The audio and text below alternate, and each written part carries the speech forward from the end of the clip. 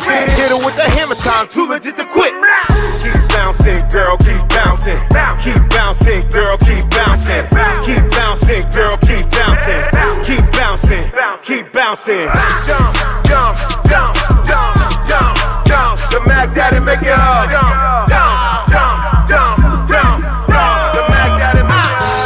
88 bunny, 88 bunny, 88 bunny, 88 bunny, 88 bunny, 88 bunny. I make the bounce on the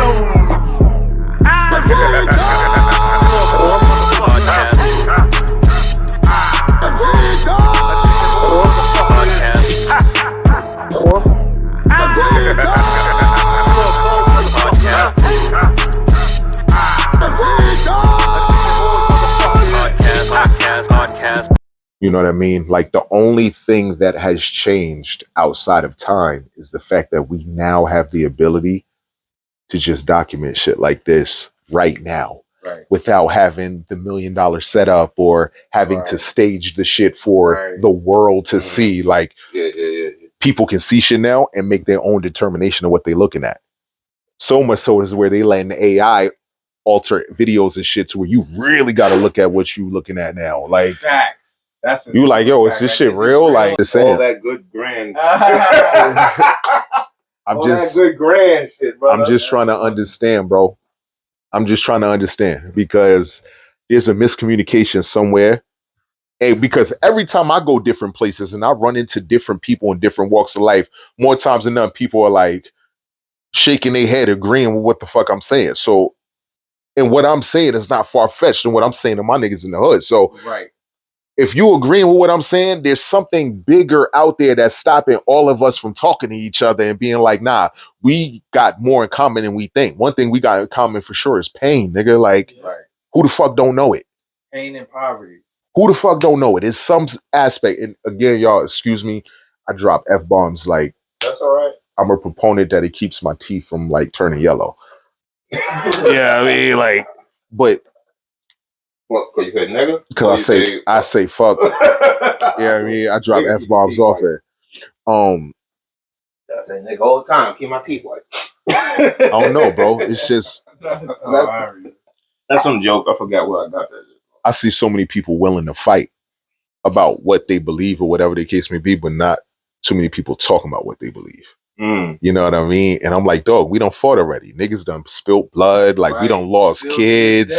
Like, over, like, the most trivial shit. Like, we was talking about earlier, bro. Like, at what point or who the fuck is gonna be like, all right, bro, how we change this? What we gonna do to change? And it not be no temporary treaty or no bullshit like that, bro. Like, we got a bigger monster to fight at this point. And fighting us is not only counterproductive, nigga, but like it's depleting our HP for all of the gamers out there. It's depleting our HP, bro. Yo, you have a whole nother language. I need to break that down. What you mean? That's a gamer language? Yeah, he got all the acronyms and all that.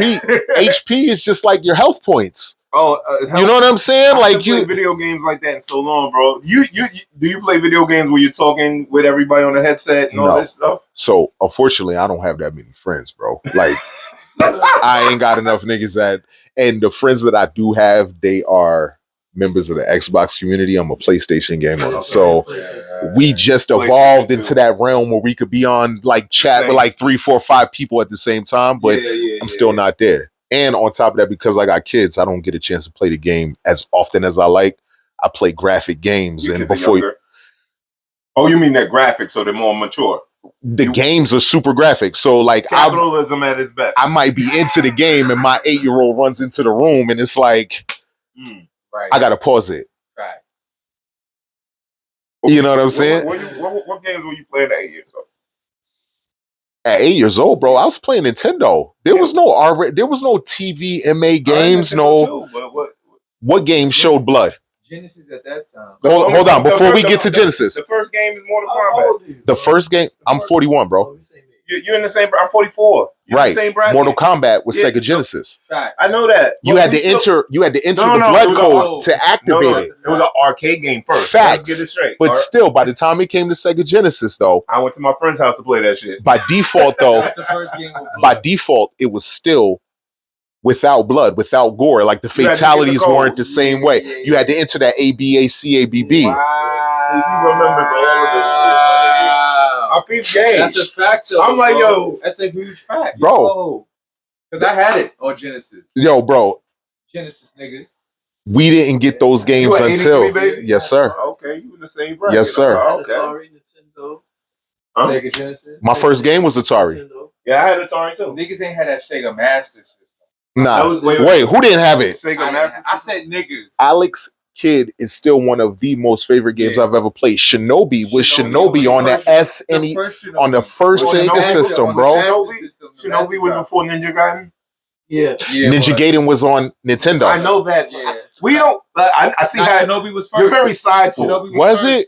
Shinobi was first, bro. Shinobi Because was Sega first. Master System came out. Arcade, It came out the same time around Nintendo. That was his It came out like 85. Yeah, that was his actually competition. 84, 85 Nintendo came out. One of them years. One of them years it came out. And Sega Master System would follow right behind. 85. Before Sega Genesis 85? came out. Maybe like 89. I just 90. remember Double Dragon being before all of that. Double Dragon was Sega Master System. Well, a lot of these, Really? a lot, The first one. Look, I think But Sega had That's Donkey right. Kong.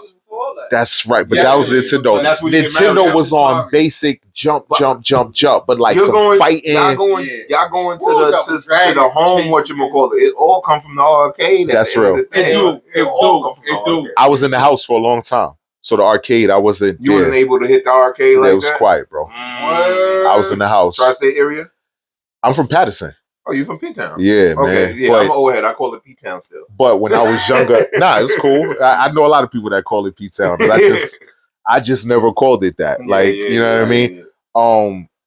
But yeah. The arcade, you missed the arcades? So I went to the arcade Sports World as a treat. Right. Fun and games Laser in tag.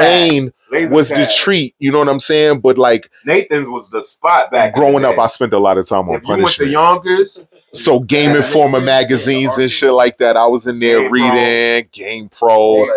I was, you know what I'm saying? But that brief little stint, once I got that little taste, that was it, bro. And as a grown ass man, this is my release now. You know what I mean? I want to go to the gym sometimes to go hit the heavy bag. But to leave my wife in the house with the kids, and I could go to the gym, but I'm still thinking about that.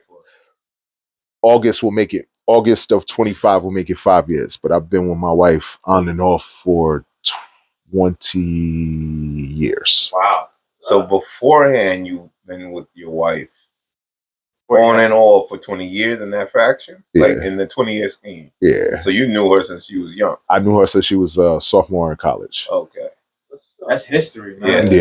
It's always That's history. bro. That's a love story. I mean, I guess if you want to listen, bro, I'm not gonna be that nigga to be like, oh yeah, it was great, nigga. I used to be a goofy, bro. I like this guy, bro. already. I almost lost my woman to you know them stories that you hear about your joint losing it to the big dick nigga that got the more money and shit like that. Yeah, I almost did that. Being goofy, chasing something else, not paying attention to like them signs that God be putting out there, bro. Like, you know what I'm saying? Like you see exit whatever on the parkway, like them shits be right there. You just be like, oh nah, I know where I'm going. I'm not even looking at that one, bro. Like I was literally just talking to you about appreciate what you have before, you know what I mean? Like what did Cole say? There's always gonna be a bigger house and there's always gonna be a prettier woman and all that other shit, bro. But like if you can't appreciate whatever the fuck you got right now, how you gonna know it's better?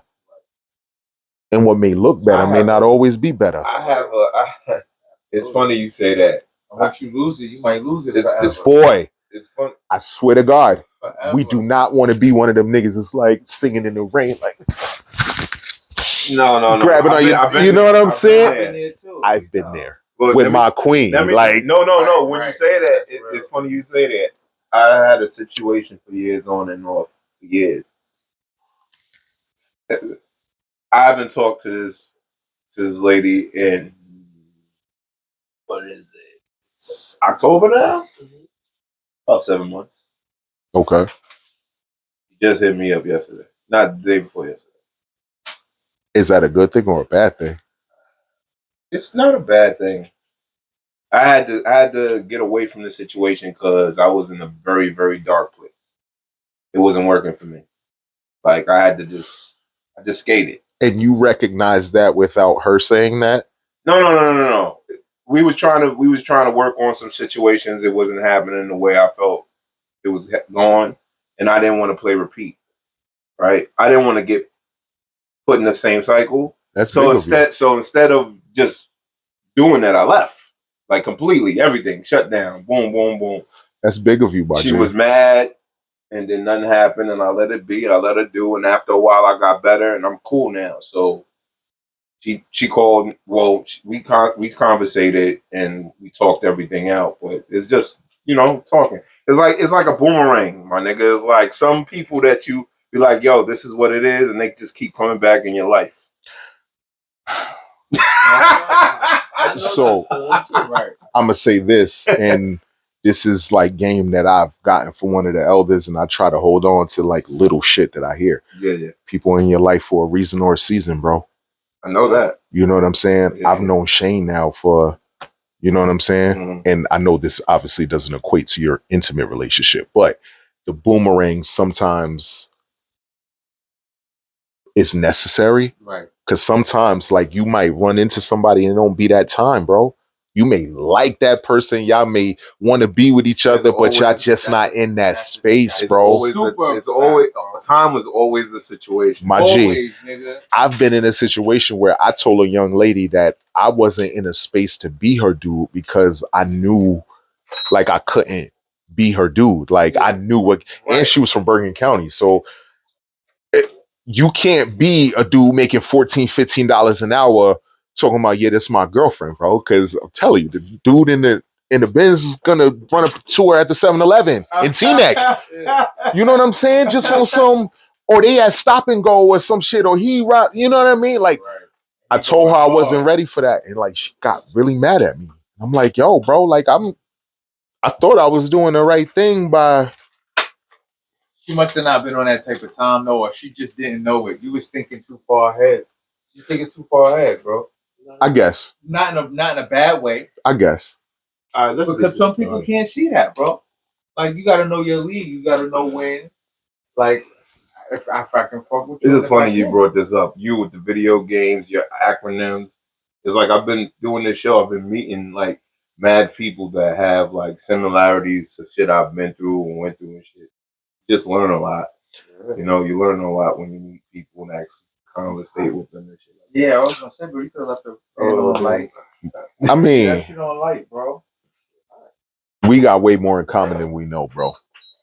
As a people, and definitely. One of the preliminary like things that I know for sure we got in common is that everybody know what pain feel like. Yeah.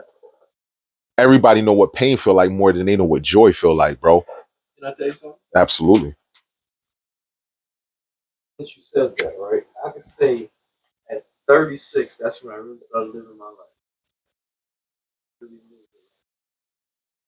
Before that, everything's gone. Yeah. Ain't that song, bro? Sometimes it's later on in life. Ain't that song? It's awareness. It's awareness, bro. That's what it comes down to, awareness. 36. Damn.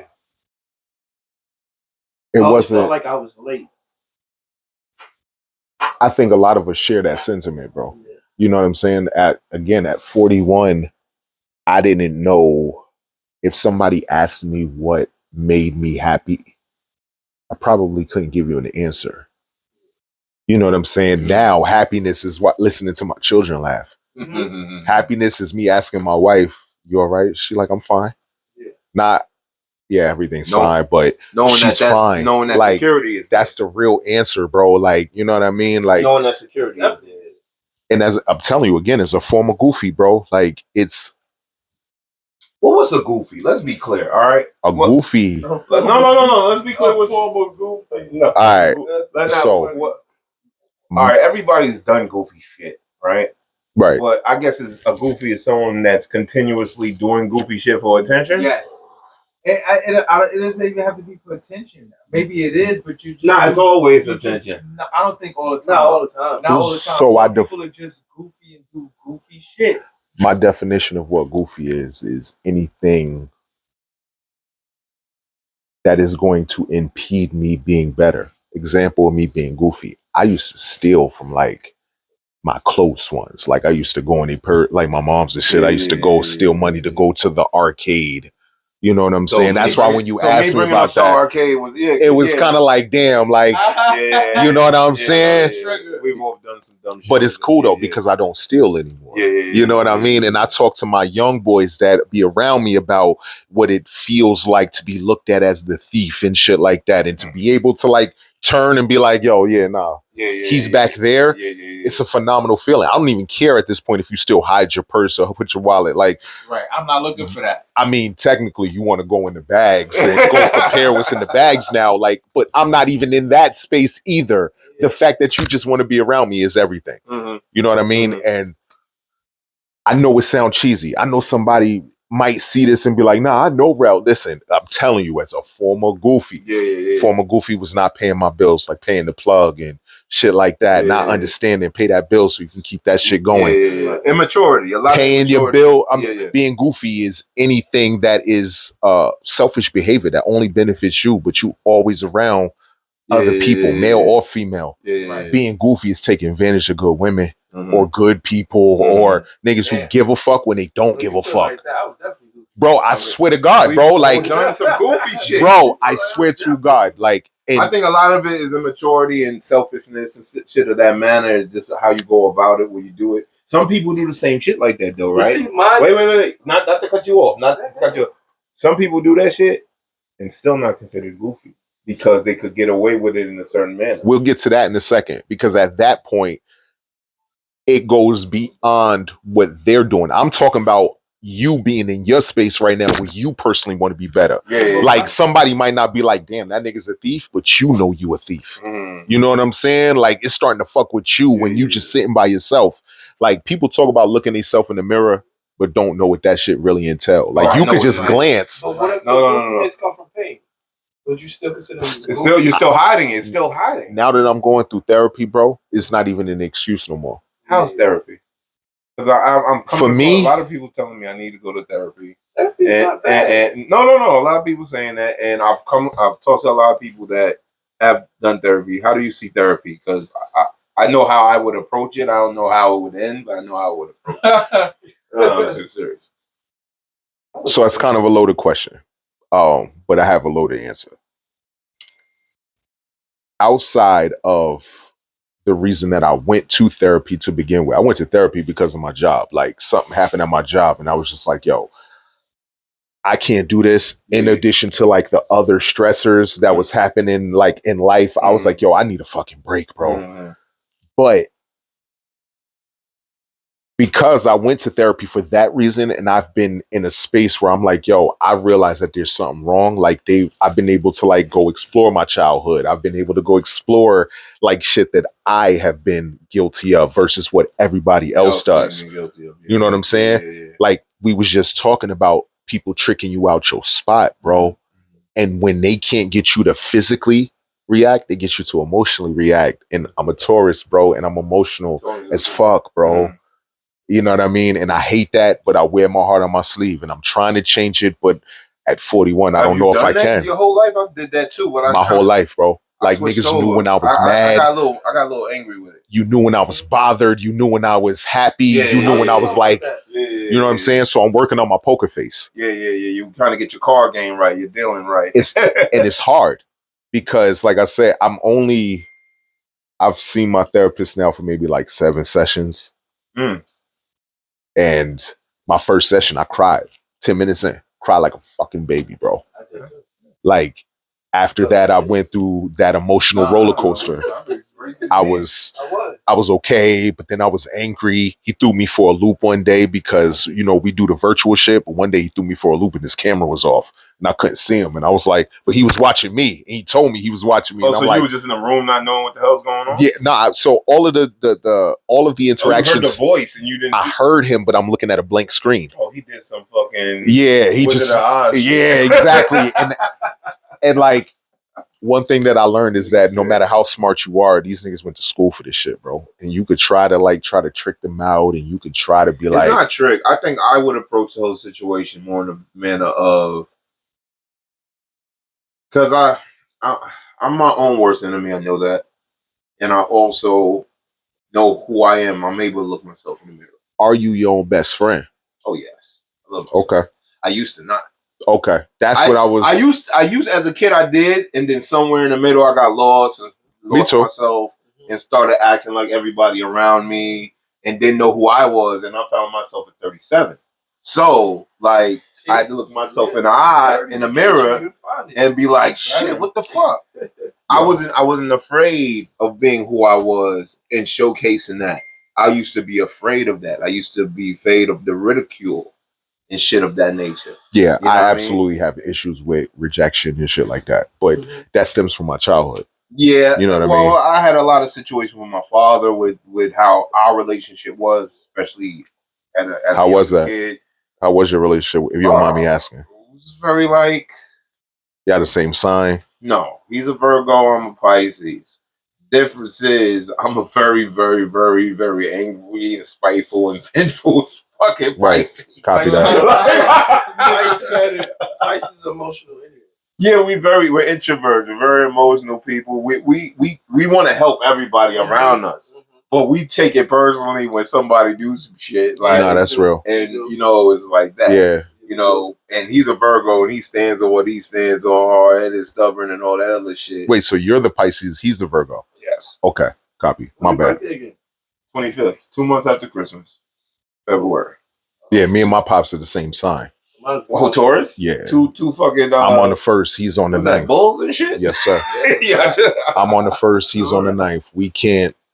Earth sign. No matter how much I would like it to be a different narrative, and how, like, you know, I wanted to be like, yeah, my pops. Like, unfortunately, we bump heads more times than not. Yeah, that happens. But we all got issues. I think black people, as a general, we definitely need, bro, that trauma that's embedded in them generations that you was talking about, bro, and how easily it can be transferred, bro. That shit is dangerous, bro. We're in a spot right now where it's very harmful to the future. You don't know what you're talking I mean, yeah, but I was a kid though. It don't matter. I know plenty kids that don't get along with their father. I didn't get along. I mean, young. It don't matter. Are the memories that you have of your father more positive than negative? Absolutely. That's what matters. My best friend Pops died of an overdose, bro. You know what I'm saying? And he was.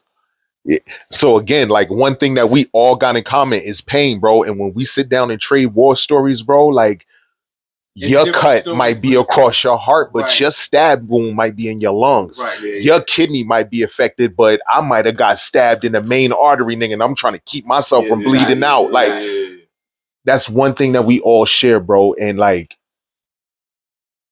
mentally more than anything else, like, we're born and raised into, like, this is the rules and regulations, and this is how you gotta abide by them. And if you don't abide by them, then there's gonna be an issue. And I don't want to be this kumbaya ass nigga, like, oh, we should all get along. But like, bro, within our community, there is such a disruption or miscommunication on so many fronts. I'm a separatist. I think we should have never entered.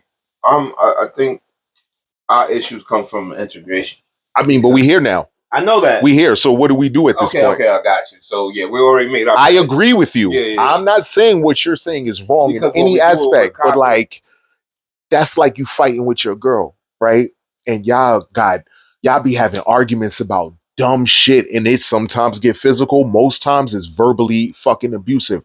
At what point, who the fuck is gonna be like, yo, bro, how we fix this? Because at some point, the only end result is y'all gonna either destroy each other, somebody gonna end up in jail, or y'all gonna be broken up. Don't let it be kids involved. Don't let it be assets involved. We ain't got shit to begin with, my boy. Like, how many homeowners do you know in your family versus how many I got in mine? I don't know where you come from, my G, but how many you got? You know what I mean? Like, the fastest ways to generate wealth is either through real estate or through credit. And we ain't got neither. When our eldest died, we left scrambling because they done hid the documents and shit. This is what I get a lot. Everything's ran through. This is what I get a lot, though. Everything ran through. We fighting for the same block of cheese, right? So when I say, why don't we try to put our blocks together and start something? And it's all about, oh, we do that, they're gonna shut it down. Like, nobody even wants to try or attempt. So I share. We I need don't to share build. it. We need to stop bickering amongst ourselves and start building with ourselves. Easier said than done, I know. Well, I'm just saying that's what we need to get to as a community of people, a community of people that we're supposed to be, a culture of people that we're supposed to be. You feel what I'm saying? So I'm gonna say this. I've literally gone through the so I don't want to ash in your rolling No, that's tray, all bro. right. Let me get an ashtray. I have another. Still low key disrespectful, bro. Like I don't like ashing in my own rolling tray. You feel what I'm saying? Like you're contaminating the essence. Yeah, I got it. Where's the ashtray though? I had another one. I had a big one. Hold on. Big one. My bad. All right, So, let's get to it. like I said, I understand when people are like, damn, why are we gonna do this to just break it? They just gonna come and burn our shit down. Because historically it has happened. But I have also, as of recent, seen our young homies have access to automatic weapons and have done some of the most heinous shit to each other to the point to where it's like, why we can't employ these young niggas to be our security, bro? Because it's discipline. Nah, fuck that. That They can't don't be the have any. excuse. That can't be the No, excuse no, because no. I'm not. historically, right? Hold on, I'm gonna let you land. All right, go ahead, Just let me get this off. go ahead. Historically, right? The niggas that used to trap used to pay the young niggas to be lookouts Okay. on the roof for police and shit like that. Why the fuck we not employing them to be our neighborhood patrols and shit like that? You can't talk about his money being the issue because let niggas tell it, the ones that we see on TV, they got it. Like we all got something on in some respect in terms of jewelry, bro. But what they got, it will make our shit look like nothing. I know what shit costs now. As now that I have my first home, bro, I know what shit costs now, nigga. Like, why the fuck I got Like access to half a ticket like and I'm we ain't trying by to the say, block? like I'm trying to say, we ain't even started yet. So That's crazy. That's crazy. Well, and the shit that you did that's not getting recorded was a whole another 20 minutes of fire.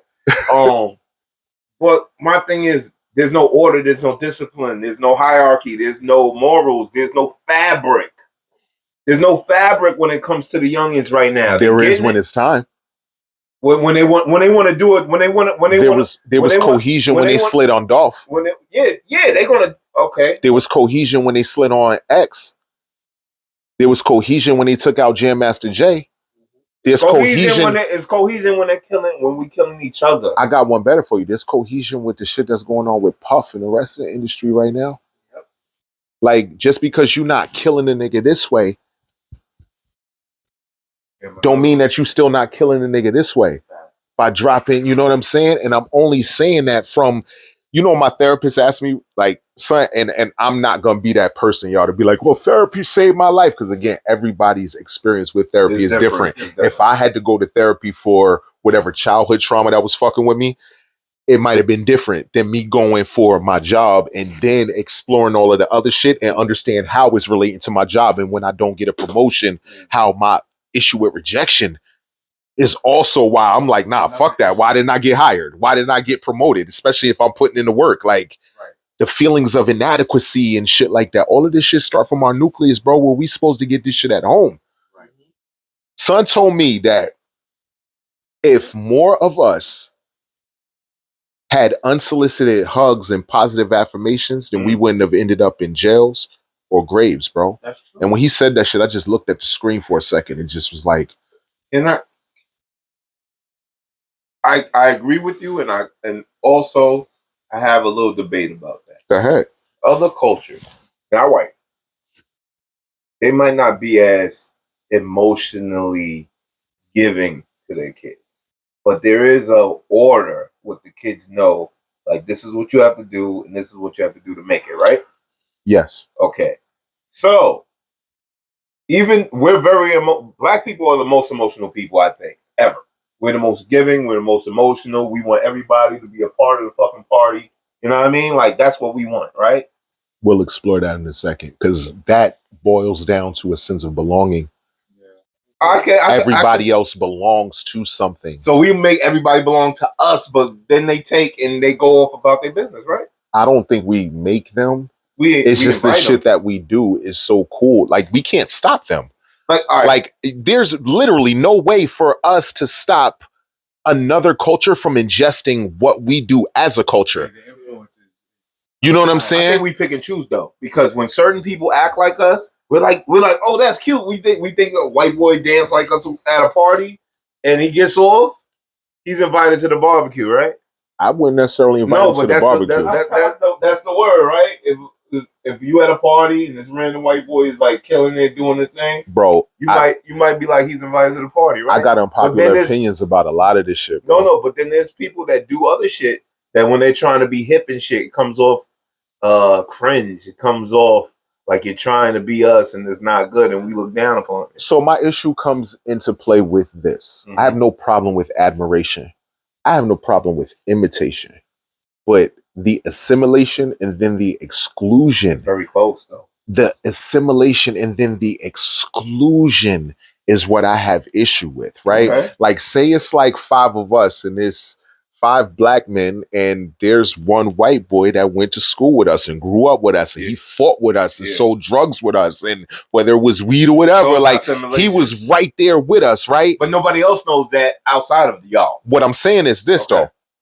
He get into trouble, that's our friend. Like, that's our bro. Like, let something happen to him. We dare you to swing on him in a party just because he's here trying to enjoy himself. Right. Yeah. But then said friend gets opportunity and then just like Bounces, does some other shit. like, Turns fuck back on y'all. Like, bro, what? That happens a lot. Y'all run into him downtown and he having dinner with his friends. And he's like, and then you're not expecting him to jump up and dap y'all like y'all from wherever y'all from, but like, he don't even acknowledge you. You find out later that he get access to 100 M's, and this is the same nigga that your moms used to feed. Yeah, upstairs. You know what I'm saying? That's when it's like, yo, damn, bro, and you got rich off the shit we taught you. Right. That's when the problem come into play. That's the culture. But then my bigger argument comes into play. Are we mad at him or we mad at us that we don't own shit? We mad at us, but we put it all on them. We can't blame nobody then. We can But be mad at that. But we do. What we do. I'm saying. I got a little quick story about this, right? Bro, that's character. I got a little quick story, I'm right? gonna start this at the end. Go ahead. So, peace, y'all. No, Welcome to Attention Horse. You know what I mean? Like, know what I'm saying? Like, Gifted thinker. you know what I mean? Like I always like to say, and since I have some other friends that want to stop back by and shit like that. So, I'm gonna start this and keep the boom. Hold the boom. All right, say less. I'm gonna start this. This all, like always, is the unstoppable, uncomparable, undeniable, almighty, like the goddamn Avengers, AWP Attention Horse Podcast, episode 528. Because we keep going and we keep going to become great. You know what I mean? And I have with me my co-host with the most, always rolling up, always smoking up that 103. Yes, sir. Yeah. And I have the return. I have a return of Senor ATM. Not ATM. MTA. MTA. God damn it, I got my acronyms mixed up. ATM at the MTA, you know what I mean? Go. My brother Peas is back. What's up, Peas? How you been? I'm all right. How you been? I've been good. Kids, I know. work, Family, little vacation, little Life. tripping, little summer. Yeah, I had to get away from Yeah, it. summer. You was gone. Yeah, he was like, I'm out, my niggas. I'll see y'all on the next. Oh, What's the last one you was at? Huh? The last one you was at was Miami. No, the last show you was at was it take off? Nah. Might have been take. Nah, yeah, might have been takeover. Damn, that's a while back, brother. Nice to see you back. All right, that's good. And with us, our special guest that's been talking for 25 minutes nonstop. Jesus Christ. Dropping those gems. You know what I mean? Came in. He astonished me. I was like, oh shit. You know, I came with the bag of gifts. You know what I mean? Got hats on. Got red hats. Hopefully no black people are mad at me. I'm rocking a red hat right here. America think again. That's what all I want y'all to do is make America think again. I don't give word. a fuck how great it is Word. as long as y'all thinking. The more y'all think, Viral. the greater it'll be. That's That's how a I fact. think. Yeah, man, And this hat is a product of this man right here. Rel? Yes, how you sir. doing, Rel? I'm thankful, bro. How you doing? I'm okay, brother. How you doing? Even though Gifted thinker, the gifted thinker right here. You know what I mean? Yeah, man. I'm trying to be, bro. All right, so we're gonna go to your boom. Yeah, I want you to go to what you were saying, then we're gonna get into everything about you. Yeah, so short of the long, bro, it was my first lesson in oh shit, they got a point.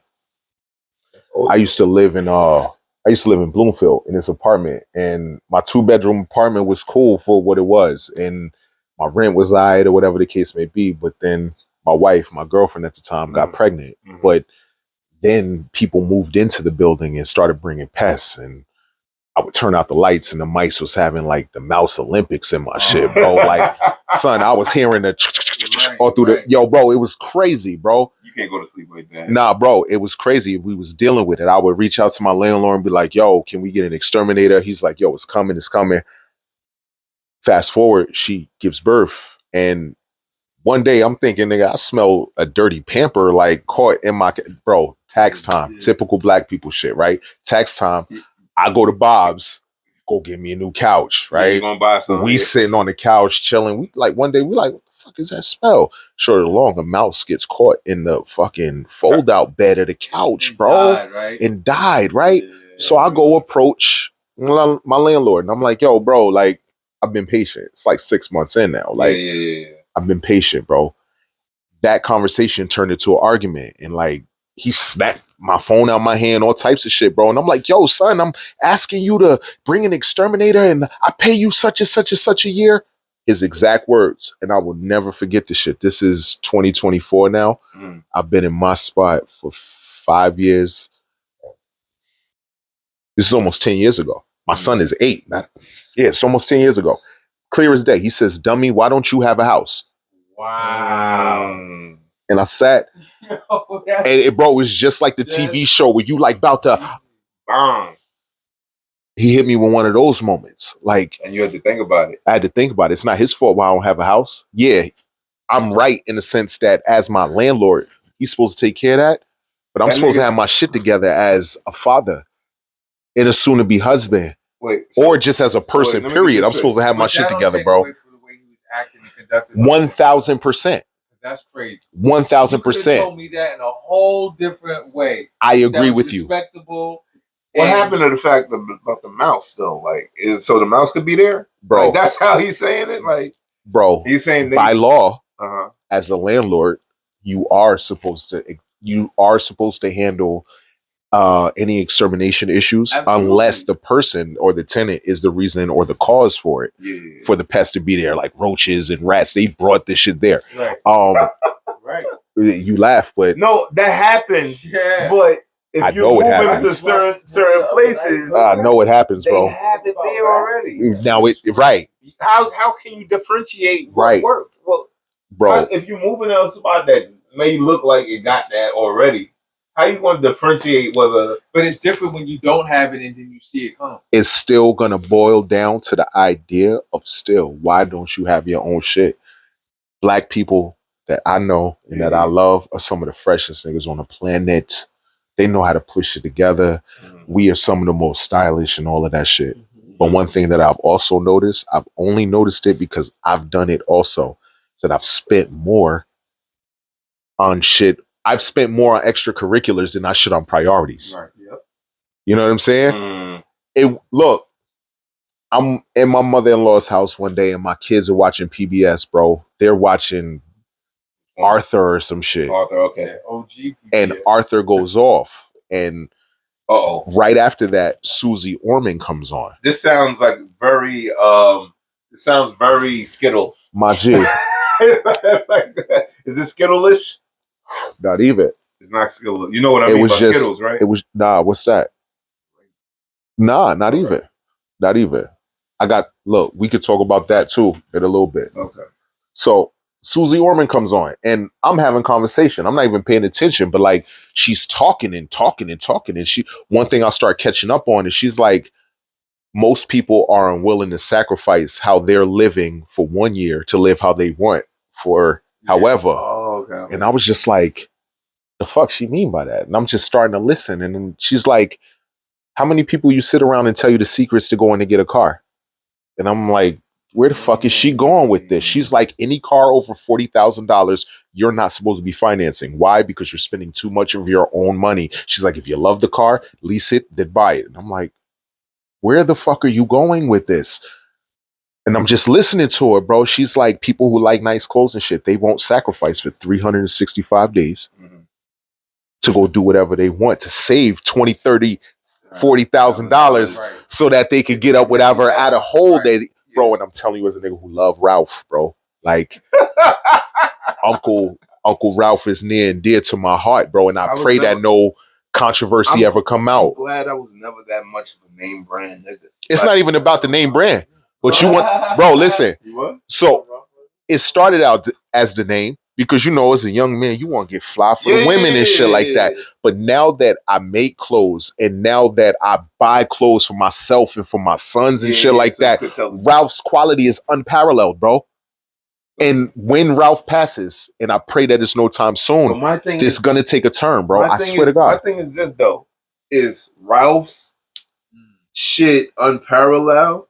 Or is it the little sweatshop spot that makes it unparalleled, and he just has the whatchamacallit? Ralph make his shit all over the world, bro. And trust me, if Ralph was involved in sweatshop work. No, I'm just saying, is whoever's making the material, right? Oh, of course, it's their craftsmanship. If you have the connection to who's making that actually quality material, you take the middleman, you take him out. You go right there. I mean, the name though. I mean, still on top of it. I know niggas get stuck in the name. Yeah, but it's also the name that goes and finds the best quality. That's a fact. Show me another brand besides Ralph and Levi's that'll last you 10 plus years. Levi's. Huh? Levi's been around. Levi's jeans are so durable, bro. Is it 40 years? It might be longer than that. 50. Bro, they encourage you to wear your jeans at least 10 times before you wash them. I ain't gonna lie though. My last pair of Levi's, them shits like. I will tell you this, Rugby, which was the off branch from Ralph, wasn't his quality. Their quality wasn't on par. Rugby was like the polo joint. It was like, so I think, if I'm not mistaken, Ralph let Rugby, he licensed their shit out to them. And he let them use the Ralph Lauren shit and incorporate it with Rugby. But bro, Votto made that shit hot. Votto and shit made Rugby and all of that hot. So, you know, I go to the Rugby store or I go to Polo and then they got the Rugby section. I go get a pair of Rugby pants and I wear it a couple times. Bro, I go hop into the vehicle, bro. Shit's tore right on the inside of the leg. That shit got small real quick. Bro, and that's another thing. Is that because it's European made and they build it smaller? Because I realize that the European. I don't necessarily think so, because Ralph uses a lot of American. Ain't Tyson Beckford from here, right? Yeah. He uses a lot of models like from American here. Models. He uses our models from all over the world, but primarily, like depending on where his campaign is, he uses a lot of American models. Right. But now that you're in, but what quality are you looking for what you got going? I'm trying to get to the point where you feel proud about spending your money on my shit. And not only am I going to tell you how to take care of it, but if you take care of it 10 years from now, you're going to be able to pull that shirt out. Yo, my grandmother, right, still has my first shirt that I ever made, bro. How long ago was that? Wow. I started my brand I actually registered it with the state in 2014, but I came up with the idea in 2012. My first t-shirt was in 2013. Okay. My grandmother my grandmother got that shit looking like it just came out the box, bro. And I was just like, I want to continue that. It's hard sometimes because you want to find that happy medium for your customer that's just getting to know you. And then trying to justify why you're going to charge $75, $100 for a hoodie versus another brand that's going to charge you $150 for a hoodie. But as soon as you get home, you notice there's a tag coming or something coming from the hem or you know what I'm saying? You get home and realize it's an imperfection, or you realize that something that Aki showed you was fake. Because that's another thing. That's what prompted me to do this too. Like I got tired. I'm from Patterson. Only places I really had to shop was down the hill, downtown Patterson. Downtown Patterson. You know what I'm saying? Carlos was closed by then. I don't know if you remember Carlos, Shane. Carlos was right on Broadway before you got the McDonald's. That was the sneaker store. I don't know. But Carlo, yo, my nigga. If you ever talk to one of the elders from the town, ask them about Carlos. Ask them about. Sneaker store? Yes, sir. Before you get get to McDonald's on Broadway, bro. Down the way though. Yes, sir.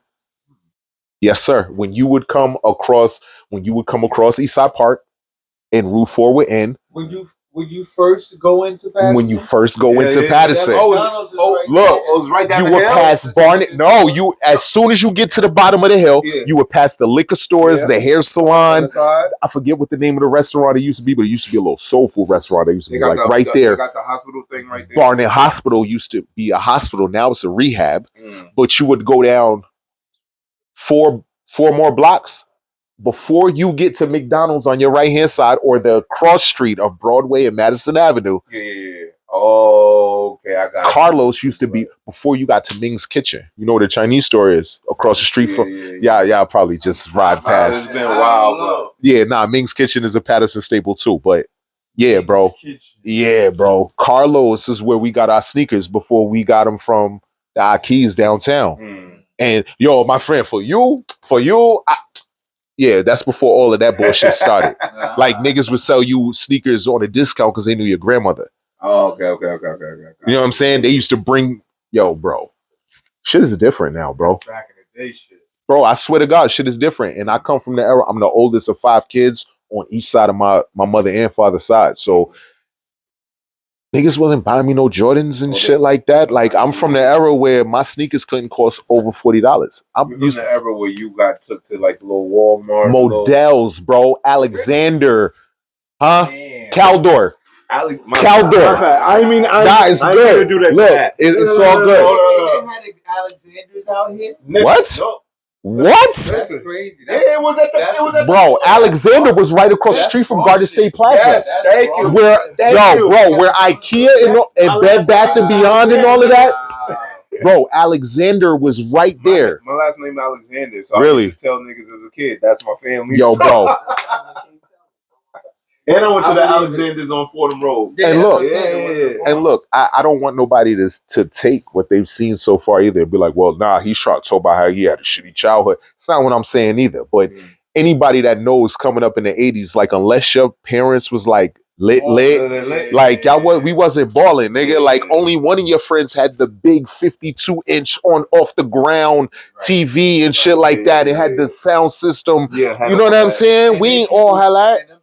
Probably hustling. I had the Velcro sneakers. As I get older, they might not have been selling drugs, but they was hustling through their job. My man Scotty Osborne, wherever he at, his pops was definitely hustling. You said, well, you take me back to Alexander's. And the other one you said, Caldor. That's true too. Buster Browns. Ooh. You used to get Buster Browns and Caldor. Huh? Buster Browns. You used to get Buster Browns and Caldor. I remember when Payless, bro, you would run into like your schoolmates and shit like that back to school at Payless because that's where everybody got their shit for school pictures and all of that shit. Right. So by the time I came to Bergen County and I'm seeing niggas with Pradas and y'all got y'all V's and shit, I'm out here feeling like a pool pipe because I'm like, what Bergen County part are we talking about? Take your pick. We talking about unfortunately, not unfortunately, because the dudes that I ran into in Hackensack, they got to it too. Yo, they all got to it. Like, niggas gonna feel about this, but my mother coined the word today, and it's hilarious. I was asking her where something was from, and I asked her, was it from Teaneck or Inglewood? And because I said them two together, she was like, "What, Tinglewood?" Oh shit. Tinglewood. Tinglewood is Teaneck and Inglewood. Pause. That shit sounds wild. Nah, that's crazy. Tinglewood. Yeah. That is kind of crazy, but you know.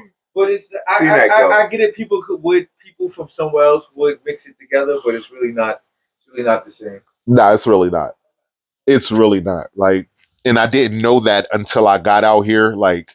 And seeing it for yourself. Yeah. And seeing like how much of a dynamic change there was just going down Tryon or going down, you know what I'm saying? Or going down Forest. Like, I was just like, oh. Like when I moved to Forest, I was like, oh. Yeah, this is. I called. It gave you a feel for someone It's else. hard. I was like, when I met Scrap and all of them, I was like, oh.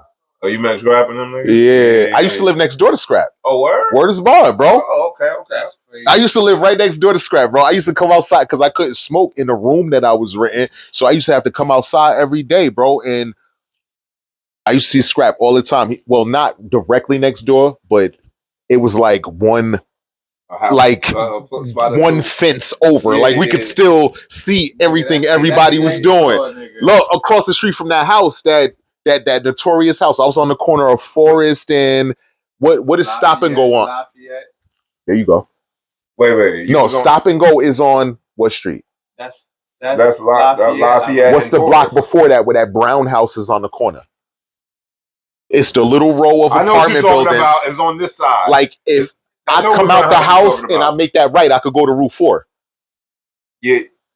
If you make that by right. the park? Like say Close to the park? So I stayed in the park. All right, boom. I got one better for you. Say I'm driving down Teaneck Road and I make that right on Enterprise.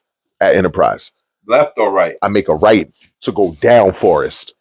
Oh, I'm on Teaneck Road. Because you're coming this way. Right. Enterprise is on my right hand side. I would make that right and I will go down and I will keep going. You know how you run into those like 4 or 5 apartments, that little brick complex? Yeah, on the right across the street from that was like a brown and tan house. I know what you're talking about. It was rooms. It was full of rooms. Boy. And it used to be more forest. That's when I learned that Inglewood was giving it up. Like I was like, oh my God. I knew some people that was in that. Bro, and when I moved, I think that's when homie got laid out on the front lawn, like right before, like right after that block. I was just like, oh Jesus Christ. You say, wait. At this time, you're from Patterson? I'm from the town, bro. And you're like, Jesus Christ? I'm still, nigga, just because, bro, I was just telling son, I'm from the town, and the first time I ever, the only time a blick has ever been pulled on me was by the police. And I'm from down the hill, bro. Like, that's what I said, bro. Hey, yo, bro. I said all the shit I did and ran around the street. Niggas I done got into fights in the town. I done almost got jumped by niggas. Niggas ain't never pull a blick on me, bro. It wasn't until I was on the boulevard. Rosa Parks Boulevard, that little park, Montgomery Park, bro. We sitting in there smoking. I just rolled the weed, bro, and I lit it. I took a few pulls, passed it to my peoples. Matter of fact, I'm with 2 women and it's my man. We just chilling. They came down from Willie P. We just in the park chilling, bro. I passed them the blunt. I hear, oh shit, the cops. Bro, these niggas run, like swarm every part of the park. Like the movie, bro, shotguns out. Bro, they had a zip tied on the ground. Yo, dog. That was what was this for? Bro. I can ask. Yeah, you can ask. So apparently that's where the homies met. Okay. That was the meeting spot for the homies. Right. And they assumed that everybody out there was affiliated. So they took us all down to the complex. Which part? This Eastside Park? Montgomery, my G. Oh, okay. Shit, Eastside Park, the worst that's ever happened is the niggas was like, get the fuck out of here. That's what I was thinking. Like, and I got caught at Eastside Park doing some wild shit. And they was just like niggas was just like, nah, go ahead, bro. Like, Montgomery Park, that's where the homies met. And unfortunately, the homies at the town, they had the town on tizzy, bro. And they thought that everybody that was out there was either affiliated somehow or they was actual members. Because niggas don't go crazy over weed. Bro, they took us all down to the complex. They photographed us for tattoos, ran our names. Bro, it was the first time that I met the other girl that was. That's why they swarmed. You know who I was with? Raya, bro. Wow. I met her homegirl for the first time, bro. And from that day, like, I ran into her again. She was like, yo, my nigga, I can't fuck with you. And I was like, yo, I ain't even do nothing, bro. Bro, they had us down in the complex for hours, bro. And I just was like, just thinking, like, yo, what the fuck? What brought Gifted Thinker about before you even asked me? It's there. I was gonna say who's Gifted Thinker. Like this is, it's literally a ball of everything that I've experienced, like as a youngin', bro. And again, it wasn't until I went to therapy that I realized that this is literally my trauma baby. This is like from when I went to school, that transition from private school to public school, because I went from preschool to 3rd grade, I was in private school, and then I went to public school from 4th onward. Okay. So that transition was crazy. Answering the teacher's questions, I'm getting into fights with niggas and shit like that. I didn't realize it was a trauma until later. But walk with me. I'll tell you where I'm getting. what brought the brand actually about though is that I got tired of being around my peoples who was like doing shit. Shane do music, like, you know what I'm saying? And then when the conversation comes around the room and they're like, so what do you do? And I'm like, yeah, I work. And they're like, I'm just they're like, oh yeah. So you know what I'm yeah. saying? And they turn away from me, bro. It's like a weird feeling. Or did you feel you was always a creative, or did some? Yes, I did. I always loved like drawing and shit like that. Art. And I wasn't the greatest artist, but I knew I liked to draw. I used to do graffiti. That's what I do well. Like, you know what I'm saying? That's dope. You know what I mean? And now that we're in the age where hip hop is literally everywhere we go, I was like, yo, you know what? What can I do that I like to do that's going to generate some money at the same time? I didn't necessarily visualize me painting or doing murals for people that people are doing now, but I was like, I could do shirts until I got into it. And I realized that having a clothing company is like one of the most expensive ventures that you can have, bro. This is why FUBU is not where they are and shit like that. Like, but I still was like, yo, fuck it. I always knew that I had a lot to say to people, but people don't always want to necessarily listen to me. One, because I may not be everybody's taste, especially when I'm around the homies. Like most of my cousins is gang members and shit like that. I get around their homies, they don't want to hear me talking no positive shit. They want to know what a lick is. Right. Even though my cousins talk to me like that, like we share that intellectual banter. That's what I was going to ask. You seem like very much like one of those. It's like a pea in the pod that sticks out, like your environment and everything. They wouldn't let me be gang ever because of that reason. You was around people that telling you, bro. I was YG when I was younger, bro. Like I was on the path, bro, until like I sat with like one of the elders. YG, what, Young Gunner? Bro, you know it. Come on, my nigga. Nah, Jersey shit, nigga. I did summer school at Eastside. So all of Moet little pups from 10th Ave and shit like that, they was all. That's the shit Marcus used to track Moet, but I didn't know that. Bro. Wow. Bro, all his little pups was running. Like Eastside is a couple blocks over. 10th Ave is right there. Niggas could walk there. So all of the summer school babies, we was there, and like for a second, again, wanting to belong, I thought that, you know, being homie was what I was. So I'm outside with the youngies throwing it up and all that. And one day the elder was like, yo, so what you doing, bro? He was like, you know they gonna kill you, right?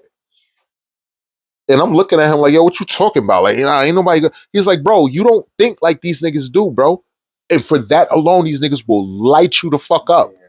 You serve as a threat or a disruption to the shit. And I'm like, again, when he told me had to be like a 20-year time span, I'm 41, bro. Like, you know what I'm saying? And now, you know, now that I'm with my wife, she say this shit all the time that God watches out for fools and babies, bro. Absolutely. I'm a firm believer. You know what I mean? And like, I think about all of the bullets that I've dodged. Like, I don't know what it's like to get shot, but nigga, I can tell you what bullets sound like. Wasn't by. Right. I'm not proud of it in no aspect. Yo, young homies that is watching this shit, yo, bro, this shit is not cool, bro, because bullets burn. Now that I go to the range, I've gotten hit with shell cases. Like, nigga, them shits burn too. Yeah. You know what I mean? Like, that shit is still not cool. Because we still not even working on proper defense tactics and shit like that. We not paying the young niggas ammunition. We paying young niggas $100K to go slide on Dolph, but not $100K to go secure the hood for the next year. Even if you are playing watch out, I'm not condoning no criminality. Somebody watching this shit, I know they be like, nah, he told them how to. You know what I'm saying? But I'm just saying, if you gonna put these young niggas at risk, right? I seen Boosie say some shit, and go ahead. He's top ignorant. He's top. I seen Boosie say some shit one day, bro. And the nigga said that whoever that we're with who doesn't have the felony, that's who takes the case. What? That's how it goes. And nigga, let me tell you something. I'm not saying it's right, but that's how it goes. Let me tell you something. The little nigga can make more money for me playing esports. Right, you're right. Than he can selling drugs. I don't give a fuck what you say. He can make me $200,000 this year, bro. He could do that in 6 months, writing a code for a game. You know what I mean? And like, Bro, talking back to like where I was asking y'all before about them interviews, did you ever see the dude? Like, how much is your rent? Can I take a tour of your apartment? The disparity of which people just have is like regular shit that we view as luxury. It's like everyday shit to them. Like everyday shit to them. Well, and my like, house. like, yeah, I have chandeliers in every room. You don't. But look how shallow they are. They're not the creative ones. It doesn't matter. No. They're not the builders and shakers. They have to. Their life is dependent on what they have. So what I'm saying it doesn't matter is that we can be as creative as we want to be, but if we don't have any equity in the creation, then it doesn't add up to anything. And understand this, equity now that I'm learning is not just, yo, I created Gifted Thinker and next year I sell it to LVMH for 200 million.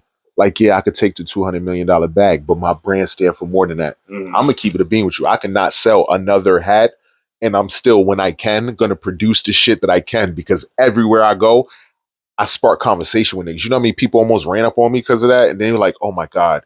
I didn't see what it said. And they like, yo, bro, I love your hat. But, and let's be clear.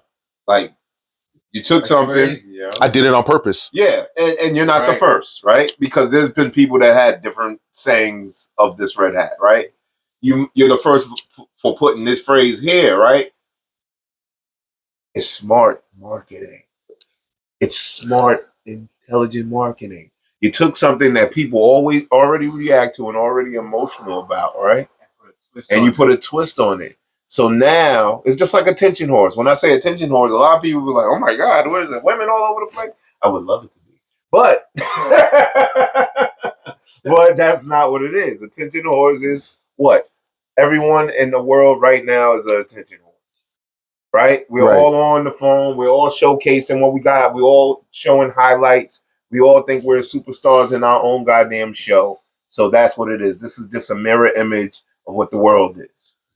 So, first of all, I just want to say, like I said, I watched the episode the other night with Brandy the other night, bro, and I'm sitting there doing laundry, and I'm just like, number one, I want to commend y'all because you're doing something that so many people want to do, but they're afraid to do.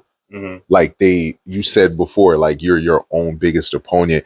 Like so many people don't create because of the fear of rejection or the fear of somebody being like, oh, I know him. That shit is whack. Right. Like, bro, I post this hat like once a week and like even my friends like don't like it. Yeah. That's great. Look, that's so fucking great. Bro, the space that I'm in now, I'm able to accept it. Yeah. But complete transparency. I used to be in my feelings. I used to be in my feelings, bro. Charms.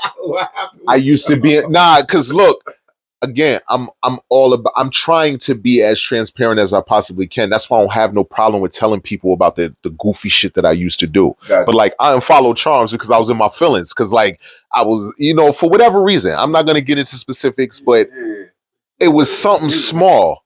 But I just said that because I'm infallible just like everybody else is, bro. Yeah. Oftentimes we chase perfection and it stunts us from doing so much shit, just even creating. Like, I agree with you. We are such a beautiful, creative people, but if we don't own none of that shit, we don't practice group economics, we don't force niggas to spend money with each other. Right. Like, because there's going to be a time where somebody's going to go to you and you're not going to have what they want in stock, but your man might have it. Right. Instead of sending them to Home Depot, send them to your bro. Yeah. Like, yeah, you didn't get the sale, but your man did. Yeah, right. But like, see, that's the and thing. Genuinely, but too. That's the thing. That's the thing. I got over, like, I used to get rejected so many times. Like, being rejected and being made fun of is like, that's it. Like, I'm bulletproof with it. Like, I've been called. I battle with it sometimes. I've been called so many things and been whatchamacallit for so many things. I'm just like, but you know what it is? Whatever I put in creatively always spikes up because they can't deny it. You know what I mean? And I'm not afraid of putting myself on the line for what I'm doing, for what I want to present. And at the same time, I'm taking all the people I know in this area and some other people I don't, and whoever else wants to be around it, and I'm presenting the people that I know the president, the people that I came up with, and the people that influenced me too in different ways.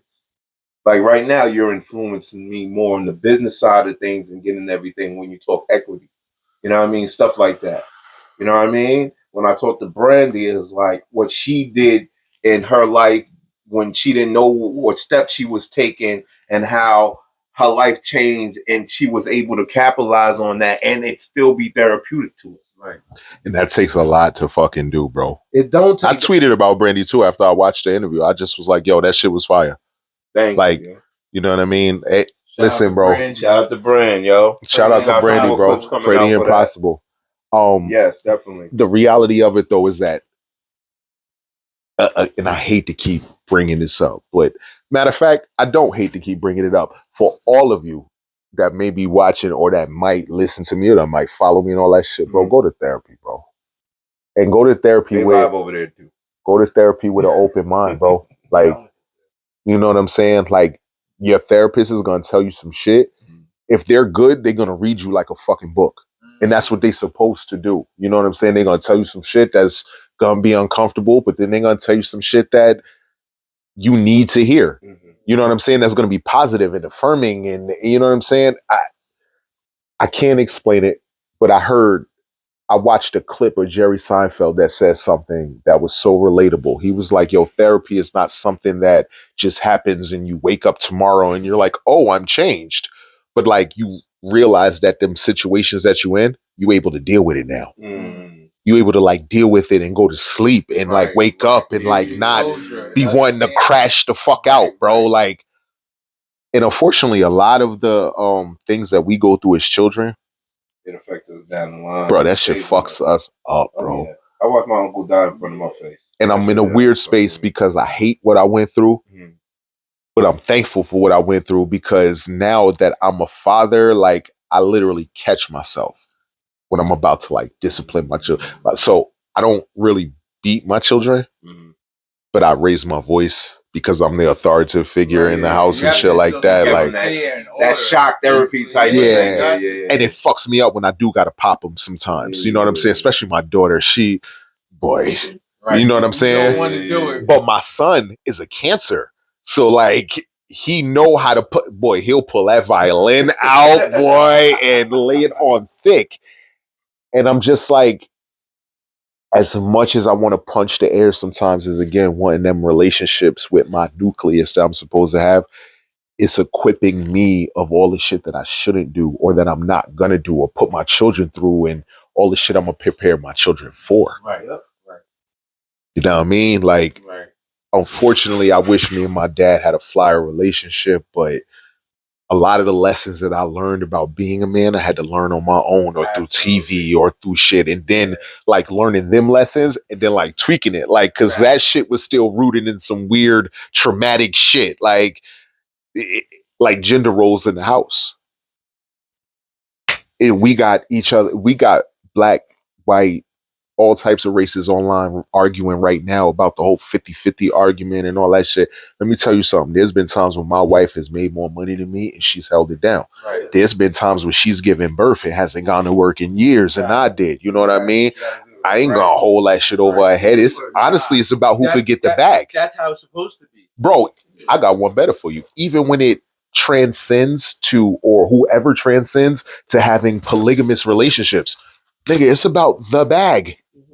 It's about accumulating wealth faster than what you would than the traditional means. Statistically, it's not designed that we supposed to make more than our women. Right. Why that is, I don't know. I know that the argument is to be had in some man somewhere be like, well, I make more than my wife as a black man.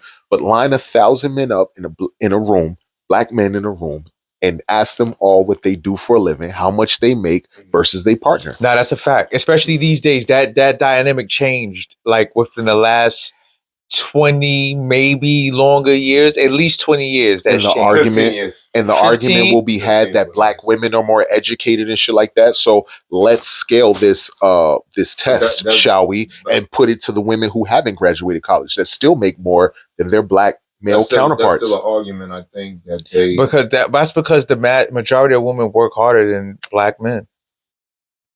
So it's interesting that you say that. I actually disagree because I have had examples of where I have seen black women working 2 and 3 jobs to sustain their family, but I've seen black men, in addition to working for the MTA, which, depending on what you do for the MTA, is not a fucking walk in the park, bro. Right. You know what I'm saying? Not taken away from that, I've seen but do you see that more within the black community? Do you see that as a mass, as a majority? In the Not to last say it's couple not of there. jobs that I've had, in the last, because I've been where I with him now for 3 years, 4 years, 7 years. The last 7 years that I've worked anywhere, I've worked for a woman.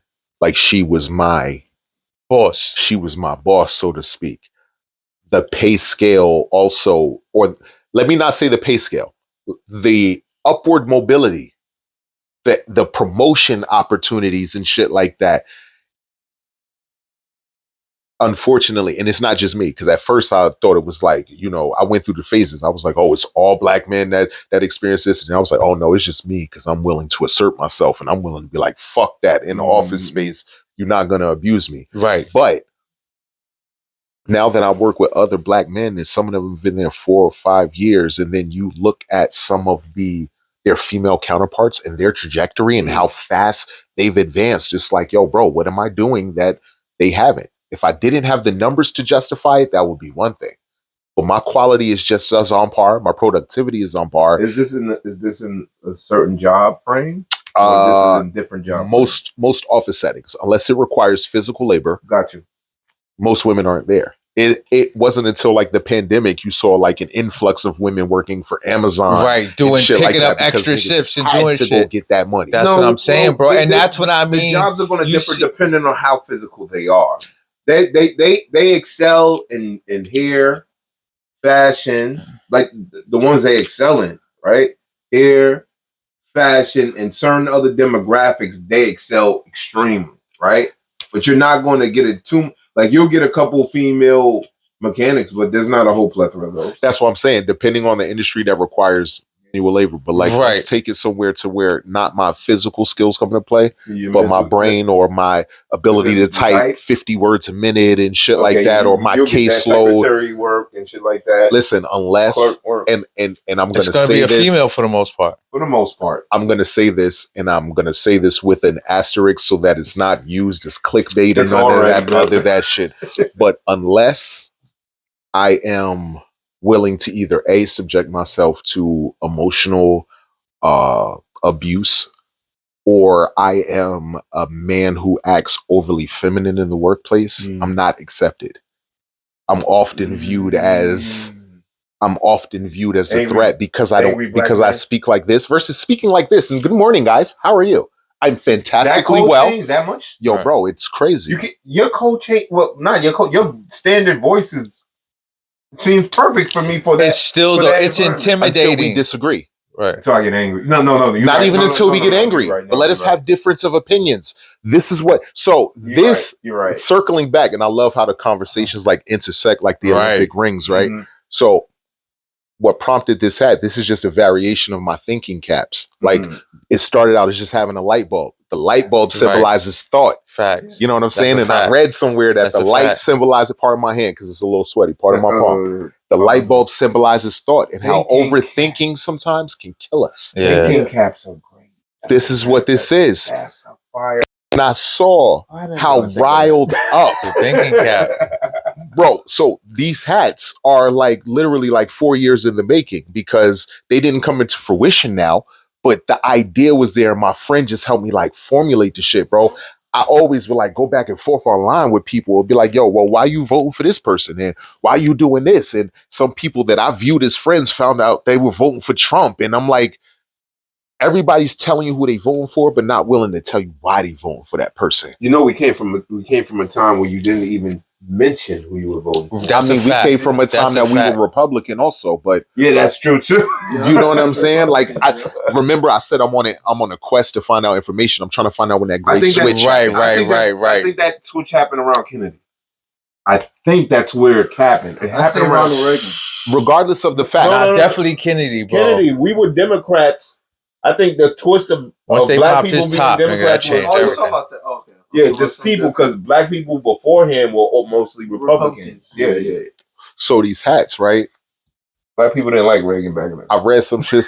I read The some Reagan shit in a era. book that I got from like this spot I shop at I used to shop at in the city called Read Space. And it was a book about t-shirts. And in the book, it was like, yo, how t-shirts are the new billboard. And again, doubling back to how niggas don't want to necessarily hear my voice droning them in unless you in a space to receive that. Right, Unless right. you the bro and we could get high and we could talk about, you know what I'm That's a saying? fact. If we had a party, you already looking at me like, who is this nigga? and then you find out I'm from Patterson. I ain't supposed to look like this. I'm not supposed to represent progress because statistically, I'm supposed to be here to try to book y'all, line y'all up, or be texting my niggas on the side like, yo, bro, we at like when we come out of here, like, you know what I'm saying? Like, you know how many people be like, yo, my God, you're from Patterson? And I'm like, yo, what the fuck does that mean, bro? That perception, bro. It's the perception. They already have a perception of... That's like you saying, nigga, you from Albuquerque? Nah, but bro... What does that mean, bro? Right. You'll see a similar type of nigga at Albuquerque and Patterson, but when it comes to publicizing it, for sure, you a hood nigga. You probably got dreads, for sure. You know what I mean? For sure. You on your you just on a certain type of time. You come from a certain different type of environment, nigga. I'm in such a weird space because even then I understand that mode of thought too. Right. But it's like it's 2024. You can't think like that no more. Us living out here, there's all kind of people everywhere. I know mad people in Patterson. I'm going out there, chilled out there. It's all cool. Yeah, Patterson's got a lot of fly niggas, cool niggas, cool. I got some real shit niggas for you, bro. Like, not to cut none of y'all off, bro. Right. And part of me like bringing me to this place of understanding is this. While we sitting around and we got weed to smoke, like we come from that. Shane, you know, like niggas used to cop $5 bags, and you know what I'm saying? Yeah. Like for us to be in this situation to have these resources available, these both your phones. Yeah, look at that. Look at God. God bless you. Right. God bless you, my brother. And I'm talking to you as a nigga with 2 phones. Like God bless you because talk to a nigga who can only get Boost Mobile. Talk to somebody who don't qualify for benefits, so they benefits exhausted, right? And they want better, but don't know what better look like. They don't have the access to it. So you know what I'm saying? Any means necessary. You feel what I'm saying, bro? Like we might be in a space right now. We see a bag of $10,000 right there, and we be like, damn. None of us put that money there. Where the fuck that money come from? Right. You literally gonna go through this motion. Absolutely. You're gonna ask your earth. You're gonna ask whoever first. Yeah, before any touching goes on. And then you're gonna be like, you still gonna come back down here. You're gonna sit here and just look at that bag. Like, where the fuck did that money come from, bro? Yeah. But someone else, they just, word? Snatch you. Somebody else thinking about you go to the bathroom, nigga, that shit's gone. Somebody else, unfortunately, bro, and this is where information come from. And my thirst to like get as much as it is, nutritional segregation is it where is it is, or nutritional racism or something like that is like a real thing. Wow. And what you eat and is what you think, and what you think is what you do, and shit like that. And I'm like, what the fuck, bro? They said the first hospital that it makes sense, but it depends on how you project the. Once you see this shit, you can't turn it off, bro. The next time you're in, matter of fact, the next time you driving through Teaneck, count the fast food restaurants versus the actual restaurants. Count them up, and then go through Inglewood, and then count them versus how many are in Hackensack, and then count them up how many are in Patterson. Oh yeah. Or the Bronx. Oh yeah. Or Brooklyn. And I was trying to do the thing, and I was like, or Jackson, Mississippi. I could count. Or Albany, New York. I could count on my hand in this area compared to those areas. Yo, bro, it's some real shit, bro. Yeah, that's going on. You got the same shit. Boom, boom, boom, boom. It's like watching the Flintstones drive. While you see the same. While we encourage everybody to shop at Whole Foods, everybody can shop at Whole Foods, bro. Right. Yeah. Nigga, I went to Costco the other day and almost like really put everything back because I'm like, there's no way what I just got came to this cost amount. This much. There's no way, bro. Everything's up, and then you was talking about the port. What you call earlier? I'm conflicted. I'm conflicted on how I feel about it because not knowing, but having an idea of what some of them make. And again, I want to do some more research and look at some real numbers. But if any of the figures that I looked at were accurate, bro, $700,000, bro, is life changing. $700,000 right now is not even what we make as a collective. Right. And I'm not even guessing your pocket. I'm not Nah, guessing that's yours. a fact, bro. I'm not guessing yours, bro. But like, Oh, I'm here to tell you, you're right. my G, like now again, numbers wise, let's go line 5 men up, 5 white men up. Now the new trend is go line 5 Hispanic men up. We're not even going to talk about the Asians or the Indians because they money run circles around white wealth. They've been doing that. That's why they don't ever really include that shit on the graph when you see it on the news because Indians got fuck you money. Right. They literally got enough money to be insulated. So by the time they come to America, they've already been insulated in India because they had to. Facts. So now they come here and they're like, yo, bro, like we don't really need all of that furniture and shit. Like we've been sleeping on floors and you know what I'm saying? Yeah. They don't need that Them shit, niggas bro. right across the street is a prime example. Bro, I swear to God. And when I'm watching, so again, watching some shit on my children one day, PBS or some shit comes on. I'm watching about Plainfield and how the Indians came there and in a short time transferred that little strip into their own shit. You got to come there to get their gold. Plainfield, New Jersey. Plainfield, my brother. It's funny how it's called Oak Tree Road. It's funny. It's all Native American made. I love how the land is called Plainfield. I mean, that's another question. Are we mad at that or are we mad at the people that sold it? Or are we mad at that big trick that they pulled too? Because the Indian Removal Act was a big thing too. How they removed the real natives and let niggas who participated in the killing and shit like that pose as the new Indians. That's why they're so pissed. Damn, bro. Listen, bro, I pray. Wait. Yeah, that's ill, bro, bad, because bro. you know that makes sense. We're not Indians, we mean natives, right? Yeah, for sure. A lot of like Canada. You ever heard bro? the freight of like a $5 Indian? Yeah, Nah, what is that? Does that mean like the You're blood not is real, washed bro. out? You're not- They're you're not- easy to They're pay. blushed Look, out? so I read some shit, right, that during this whole conflict with the Pilgrims and shit like that, bro, the Native Americans were fighting back. You know, Buffalo Bill and you know what I'm saying? All of those, Geronimo and a running turtle or wherever the fuck it was. Like, Chief Running Zach. you know what I'm saying? Chief Running Water. But in the process, like at some point, they realized that the fighting wasn't necessarily getting them where they had to go. So they had to figure out infiltration methods, bro. So we hear the story about how the Pilgrims infected the natives with smallpox and shit like that. Imagine what else they did. Right. What was Killers of the Flower Moon? Yes. Wasn't that shit about like niggas marrying the Native Americans so they could get their land in Oklahoma, bro? And it's 3 hours on. The movie's ill. They basically they gave them. They put the Indians into an area.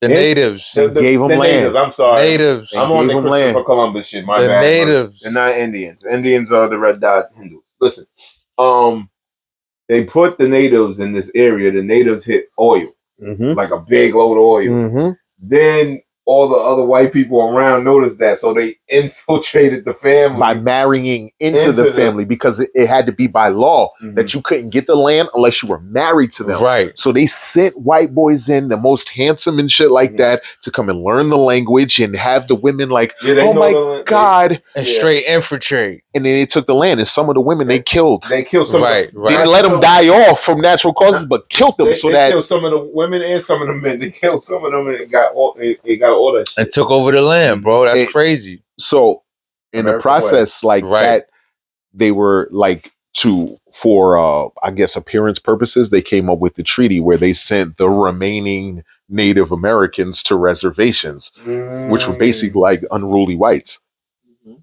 And they was like, yo, you stay the fuck out the way. We let you get what you get. Facts. Little percentage of the casinos or the Black res. folks that's not black at all, but brown, we'll say they're African Americans. What Lupe say? Huh? Lupe said, don't give the black man gold, give red man liquor, black man fool, red man nigga. Wait, he said red man fool, black man nigga, give yellow man pen, make him railroad builder. He was like, give him tools, let him pull. Yo, bro, it's crazy when the name of the song is called American Terrorist. American Terrorist? Yeah, bro. Like, Is that the one he had a video for where he's on the bus? I don't even know. I'm not gonna lie to you, but I remember that song from when I got the CD, and I just was like, "Damn!" What album was it? Food and Liquor. Oh, I mixed it with the Cool. Food Cool was the second joint, I think. All right, so then I definitely know. Food and Liquor, I know the bro. first two albums. I know his first two albums like that. And now that I'm older, I'm like, yo, we fighting over shit, and we ain't got a pot to piss in no window to throw it out. Elementary shit. We fighting over shape, who sizes, own rap music, colors, who own it's all cornrows, elementary shit. And I get the notion. I get it, bro. Like, damn, it's our shit, and you taking it from us. But at what point? The only way we gonna unfuck ourselves out of this is when we literally become Power Rangers, bro, or Voltron. No, we have to. I think as a people, and it's hard to say and deal with. I think we have to sacrifice certain situations in order to get further into a point where we have an understanding. What situations do you feel need to be sacrificed? Because we allow certain, like we get mad if someone points us out for doing shit that we know is wrong, but we accept it as Black culture. You feel me? Like, we accept a lot of negative bullshit as Black culture, stand on it, and then we get mad when someone points us out for the shit. Nah, that's facts. That's facts.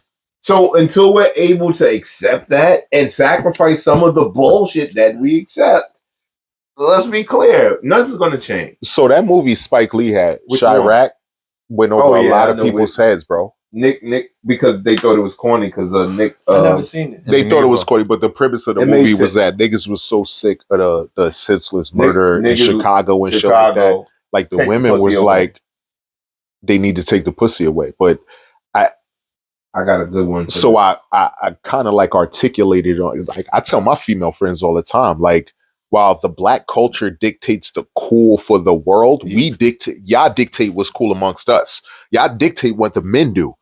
What we go by, we following behind. If every woman was like, yo, the Cybertruck is a hideous truck, and not one woman was like, nah, that's kind of fire, nobody would be looking at a Cybertruck. Let me tell you this. You know why people say chivalry is dead, right? And all that shit. Mm-hmm. But you know why niggas was chivalrous back then? That was the way to get pussy. That's a fact. That was the way to court. Like, the bad guy was here and there. Think about it. Chivalry is the way to get. I mean, that's an ill way to think about it. It's the way to think about it. I think it was the norm at a certain time. That part, because you could have chivalry and not get no pussy. That part. That's true. You get what I'm saying? You would just be. But that happens. You was just being a nice guy and doing nice gestures. But that happens today. Of course, they gotta like you or whatever. But now, being the bad guy is more pushed as the thing to get women, right? When it was here and there back in the day. But you're not even being the bad guy. So look, right. The thoughts and opinions expressed by me are by me and do not reflect potential whores in any shape, form, or facet. But I'm gonna tell you right now, all of the shit that we view as being tough and the thoroughest shit, and I like the bad guy. Yo, I swear to God, it's the most dangerous, detrimental shit to the Black culture ever. It is, because it's a bad decision. And if you know better, it's exciting until they get caught, and then everybody that's what I'm saying. And ultimately, it's a bad decision. That's how we move, bro. That shit is nonsense, bro. Bro, we do a lot of shit. Not only us, but a lot of people do a lot of exciting shit up until a point, and then we boo-hoo, woe is me after the fact. That's what we do. Laugh now, cry later. You ever heard somebody mama cry? Yes. Yeah. Like over their baby, bro. Yes. Yeah. Like heard that weep. Yeah. Like that long drawn out that facts. Like you hear that shit. Facts. To know that Dolph was only worth 100 bands, shit is almost an insult. That's like Drake saying, "I'm upset." They shot him. They killed him for 40 bands each. It didn't get nothing but like $800 or $500. And nigga, I don't care if they all got all of that money. They used them, bro. I'm just saying, they used his own. I'm telling you, as somebody who wasn't a Dolph fan until like maybe a year before he died, bro. And the first time I heard him, bro, I was like, "Hold up, turn that shit on again, bro. Run that back." Nigga was like, once upon a time, let me tell you about a little nigga named Dolph. Just listening to the shit. I'm like, what the fuck? This nigga kind of talking crazy. I'm the one told you young niggas how to say, fuck your big homie, go get you a plug. I'm like, damn, that's real. Yeah. I'm like, damn, that's real. He And then was I started listening to more of this shit, and then I'm like, I stumbled on the Gotti beef and shit, and I'm like, wait, why the fuck this nigga don't like this They've nigga? been beefing on it, right? Bro, it don't even make sense. But one thing I knew about Dolph is that he inspired niggas to want to go do something instead of just going to go slide on somebody. Right. Like, nigga, go get some money, bro. Facts. Yeah, And he was talking shit like, nigga, you down? Huh. I'm gonna help you get up. Just make sure you hit me back type Facts. shit. yeah. How can you hate niggas like that? But those be the Because you dudes- can't control it. The niggas that got control those be the issues, dudes- they can't control them, so they those hate it. be the dudes that's the big homie that's showing you the way. But a lot of the young dudes. I pray. And this is for my He might feel like, yo, I found the way already, yo. Thanks for the invite, but I don't need you. And the niggas thinking like that's when niggas It'd be be a clipping lot of niggas and put them out the way. Niggas' feelings be hurt, bro. Of course. Because they Which can't doubles control back it. to what I said. A hug or affirmations All right, prior all right. to all of that shit. For black people, I guess. But is that all the time, bro? do. Because some Nah, people are not all the genetically time. fucked up. But I'm The saying bad though, seeds. I'm saying though, that's all programming. You can reprogram computers, bro. It might take some time. You might have to take it to a specialist. I'm not gonna take that out the equation. You're right. My nigga, like real shit. I'm Right. gonna let you think about it for a second. First of Right. all, we are walking, talking computers. Like the internet was created so that computers can talk to each other. Facts. Before we were able to talk to each other from being distance apart, we were only able to talk in person. Right. Unfortunately, due to circumstances and us being so held up on and caught up with life and shit like that, don't let you have kids. Don't let you have a wife. Right. Don't let you have 2 jobs. Now Right. it's hard for us to sit and communicate. and have real conversation That's with each a other. fact. And So we only got to talk through these shits. And now I got to have an appointment to FaceTime you. You ever heard somebody be like, nah, just don't jump through my phone? The wildest shit. I got my man, we only talk on FaceTime. Like so much so to if he calls my phone, bro, I know something wrong. Like, and it just happened by default. Like he just FaceTime me one day, and that's how we've been talking for years, bro. Right. If he calls my phone a regular way, I know my antennas is already up, bro. Right. And I'm just like, damn, you saw I share my location with you today, bro. Like, you my man. You gonna line me up, bro? Like, damn, my nigga. And like, that's crazy that you like, can have to think like that. and honestly, I think the best of everybody, but I'm just preparing myself for worst case scenario too.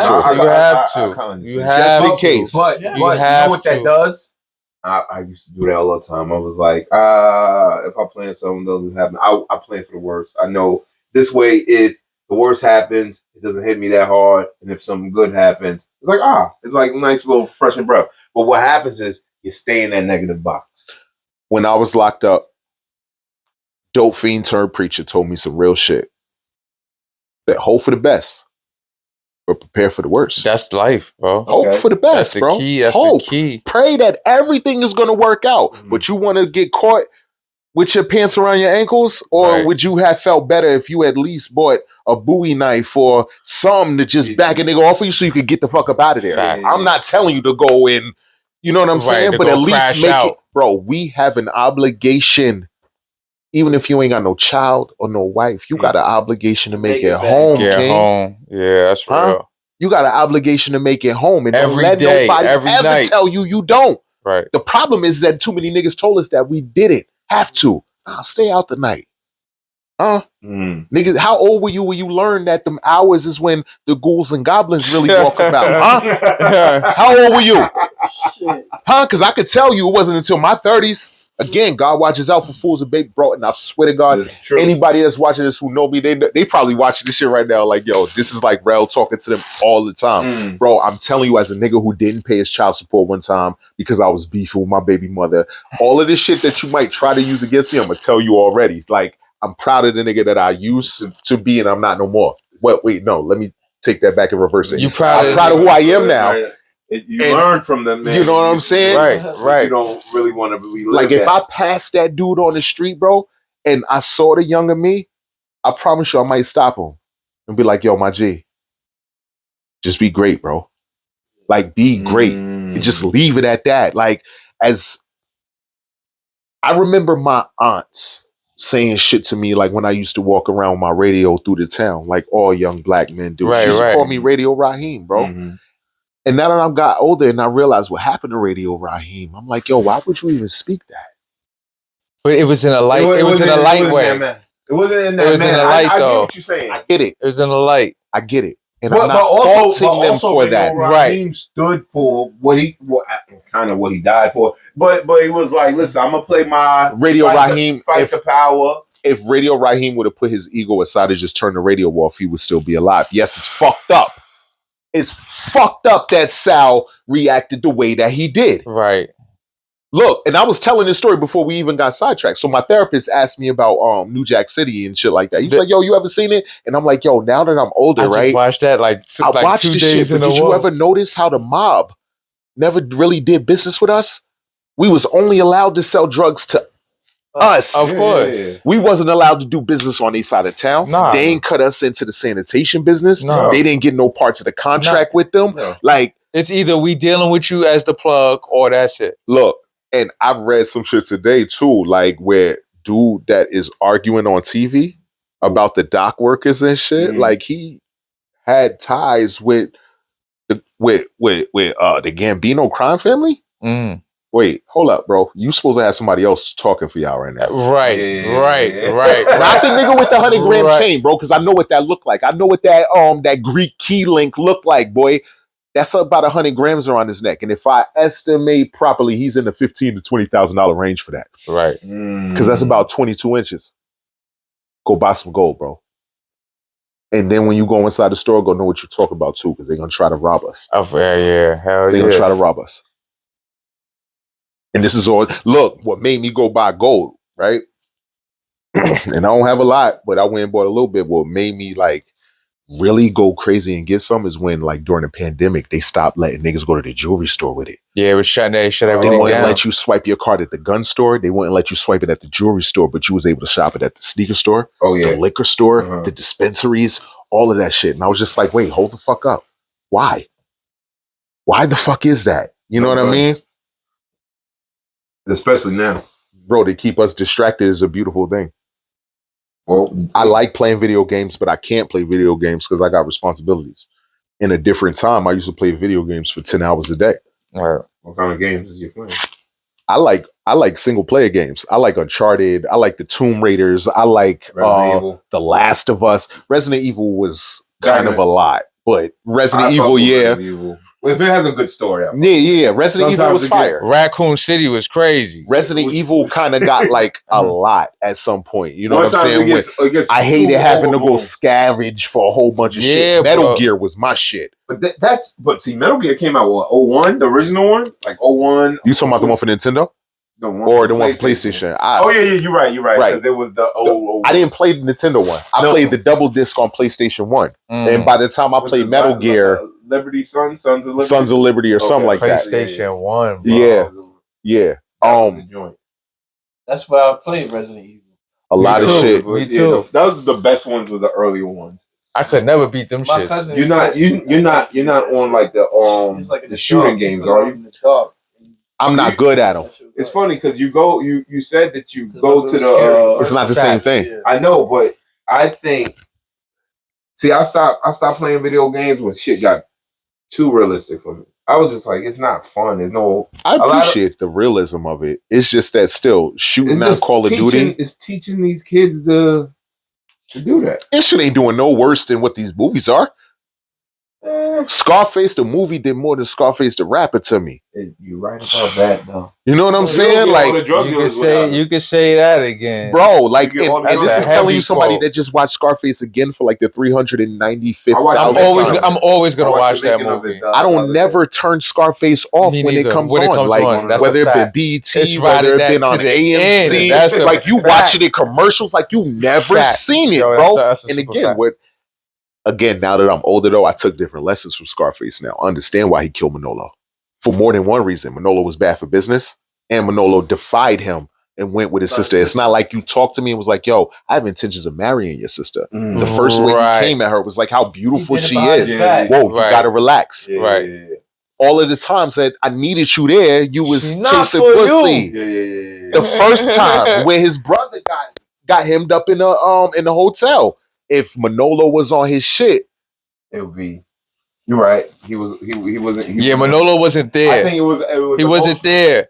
It was an emotional reaction. Yeah. But it is an understandable. That's like the parent that kills the person that kills a kid. Right. And like you told them that it was going to happen, bro. I told you, please do not put my child in this situation. And it happened anyway, just as I said. Facts. So it's justifiable. It's like, I told you don't do that. Pow. Yo, You feel me? I am True not- story. Especially I'm when not a nigga condoning- reacted first. He said, stay away from, she's not for you. Bro, Nigga, I would have he said listened to that nigga right said there. it. And you saw how he wowed out on homeboy in the club. In the club. You right. saw it, right. He bro. was in And there. instead It's of a you fact. taking that opportunity and being like, yo, listen, I know this is a Yeah, sensitive wow, subject for yeah. you, but I'm really interested in your sister. Now, if you tell me it's off limit, you my man. Right. If I could talk to you about cocaine and drug deals Right, and all that shit, right. I could talk to you that I really like am fond of your sister. The flip side of that coin is my man is supposed to know that there's certain women in my life that are off limits. Unless you're gonna absolutely do right by her, 'cause Right, I'm gonna have right, to kill you, bro. Right. I do not condone murder, Nah, you're right. homicide, And plus, I you, don't condone it. right. I don't condone it. Plus, you do what I do, so why would I want my sister to be involved with you? Feel me? We Right. know how this gonna end up. Right. Like you see, like even my joint is somebody else's joint, which I'm not. That's another lesson. Stop playing with other niggas' toys, bro. That's what you said earlier. Because if Tony would have got his money right and just left Frank to be Frank, It would have been a different story. Frank was on his way to self-destruct anyway. But I'm gonna tell you, ego, bro. I ran into some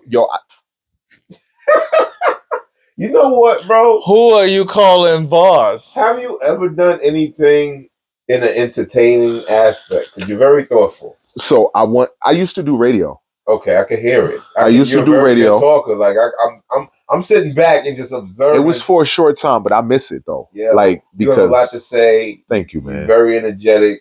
You got the voice. You should Articulate. It's more. I promise you, it's more passion than anything, bro. That's all right. I literally This is passion, sit too. with myself and be like, yo, what the fuck is going on? You just sit back sometimes and be like, "Yo, this can't be real." Like the world, the way it goes. Like, do you think there's way more than this economical system that's made for us to keep running around in circles? I'm gonna fuck you up. I read some shit that said that time, the world stopped in 1989, bro. What we're living is a fucking simulation, bro. Yep. And I'm fucked up because I'm like, how do you justify like the people that are dying and the ways that they die if this is a simulation? But shit, the computers affect real life. You said 89. 89, bro. I don't think time. Bro, nigga listen, said I didn't say it was 89. factual. No. But if somebody says something, I'm in a space now where I'm not just gonna be like, oh, no, that's not true. Definitely. Unless I've researched that shit. Right. If somebody would have That told me is- 10 years ago that portals didn't exist, But think about I would have argued you down until like I was like, wait, hold the fuck up. Right. You're starting to see shit now. Think about Definitely this. we living in a simulation. Though. Well, you know. Think about this, right? A halo is a portal, right? Copy. I can understand It's a that portal. for your spirit.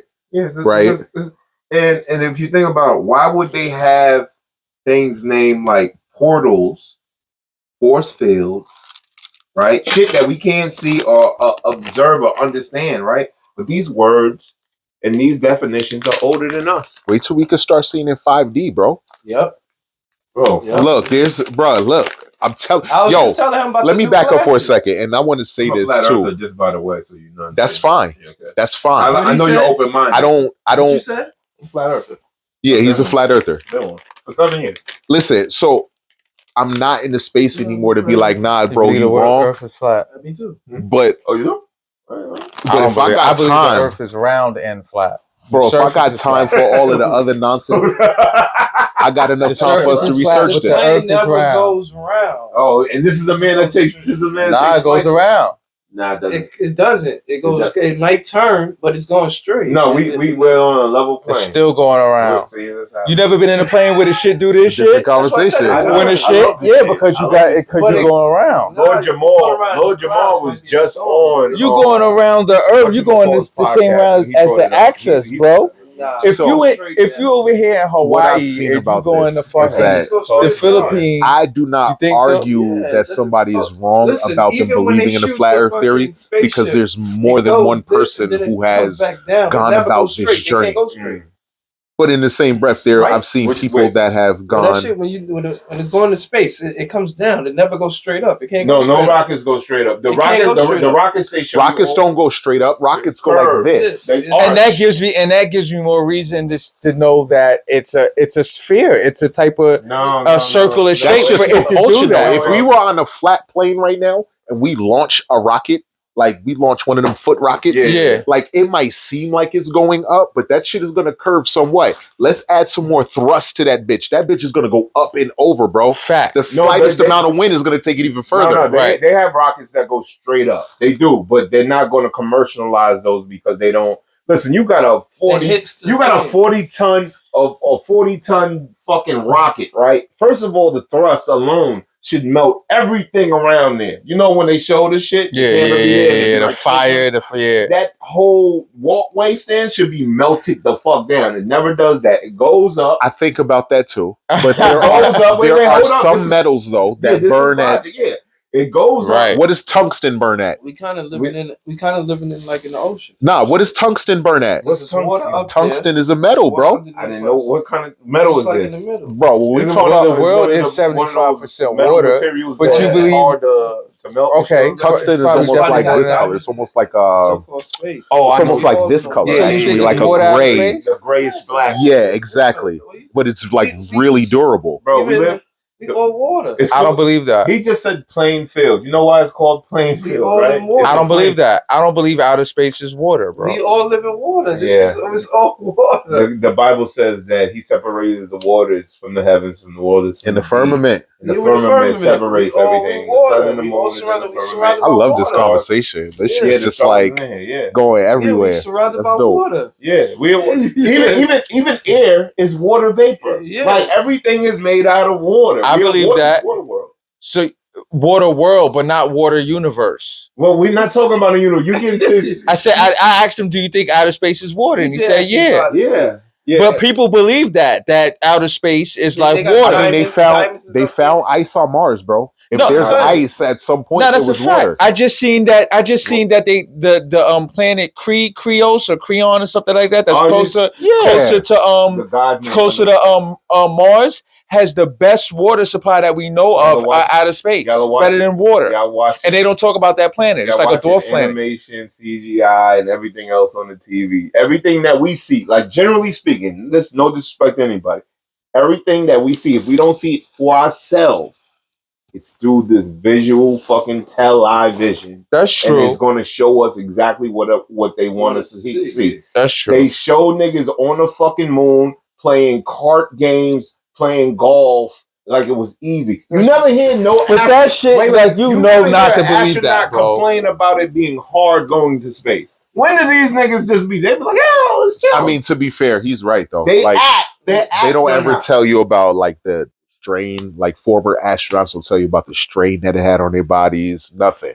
How it is the shit up there, Right. Whatever They don't it even is, tell you like. bro, But the I'm sure if you go research it, you'll find it. They're But gonna what I'm show saying you is at this video point in of the it. age of information, Mhm. where we can literally see a video of somebody shitting right Right, now, or right. watching somebody eating 10 pounds of chocolate syrup. Fact. We haven't had any archive videos or any recent videos of any And astronauts. the videos that they do show Showing you that, is right. all made up. The hair is all up there. Why are female astronauts They got the green. with hair? You go to the army, you gotta cut your shit down. Why is in the way, my that nigga? part. Yeah. Why do you have to? It's all it's Disney. Yeah. It's all NASA. It's all made up. They trying So at this point, again, us knowing all of this, my Yeah. friend asked me some real shit, bro. Yeah.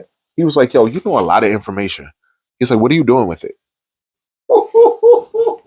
And again, the old me, I would have been in my feelings. But right now, he has a very, very valid point. Like, in a perfect world, I would find people who think similar to me and they gravitate towards me. But, bro, most people who think like me are such introverts, bro, that we was just talking about It's it. hard Unless to just, I yeah. come talk to you at a function or you come talk to me, conversation isn't You would had. never know. You're singing to the choir. You have to sing to the people that Especially don't. people like me. I know I'm an acquired taste.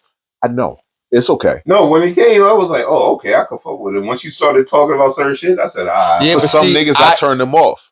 I got a good friend who's like outside, and he told me the other day, he's like, "Yo, bro, sometimes I don't call you because like you be taking me out of that. And to myself, I'm like, good. But you should. Right. You know what I'm saying? Yeah, But yeah. I can't tell you what to do as a grown ass man. Right. But Because he's living the reality. You got to take it with a grain of salt. Yeah. my nigga don't listen. So I just pray about my nigga. Killer Mike be talking crazy, bro. Killer Mike is that nigga. Killer Mike be talking I fuck crazy, with Killer bro. Mike too, and what he stands for. And shit Some like people don't. They don't like his how his interaction with Stacey Abrams. that. And I'm gonna be real with you. I'm not a person that's like, I'm not gonna vote for her because she's a woman. But if I'm side-eyeing you at all, whether you're male or female, bro, you gotta gain my confidence to get my vote. Why?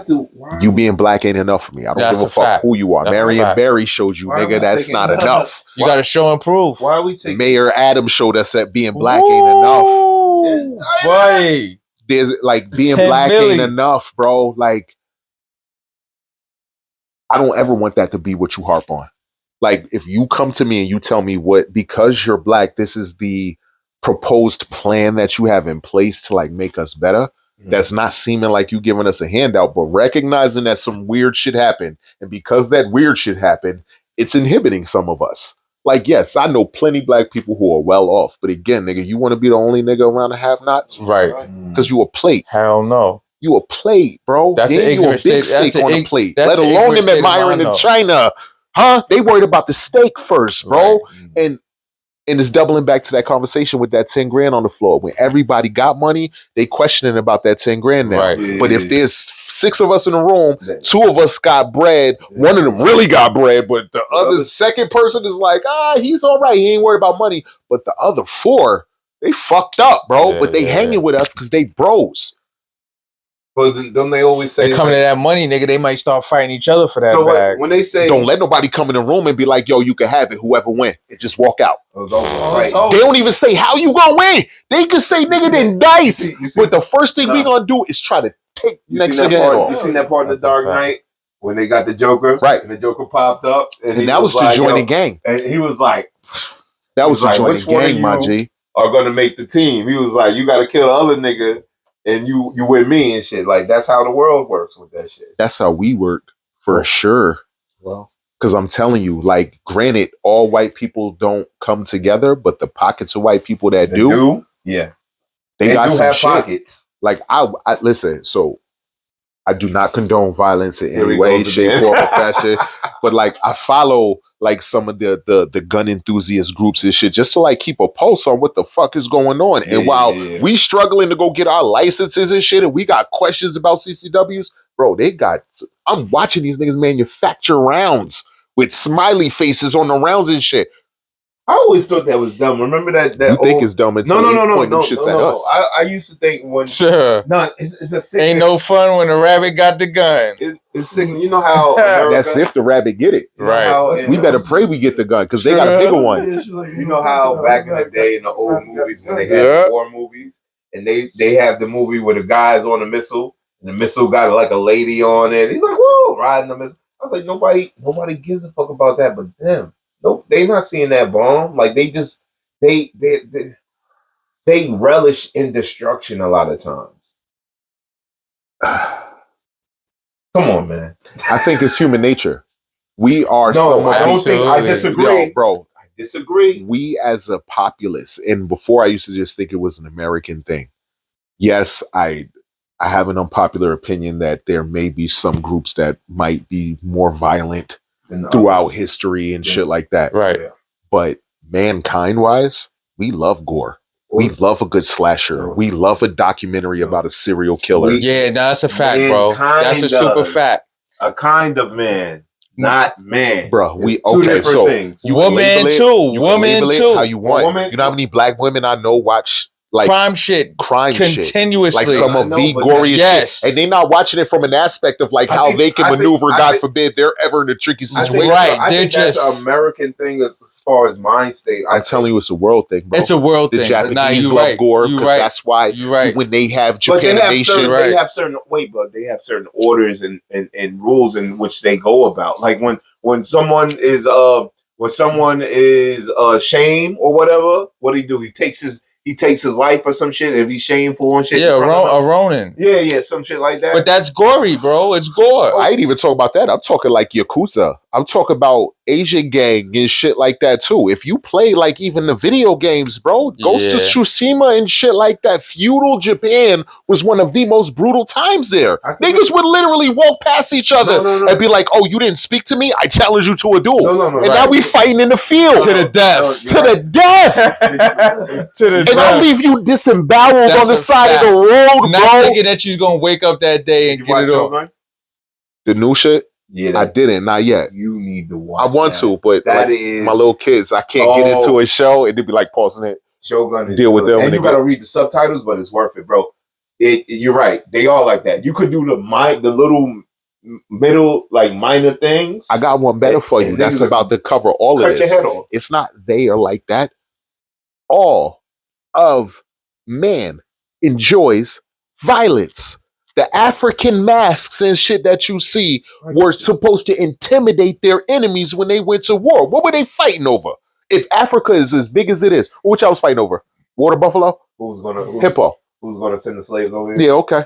They was fighting over something, but the fact of the matter is that violence has been a thing since Yeah. since the beginning of time. Yeah. Most people, wait, Ta-Nehisi Coates just said this shit in the interview, bro.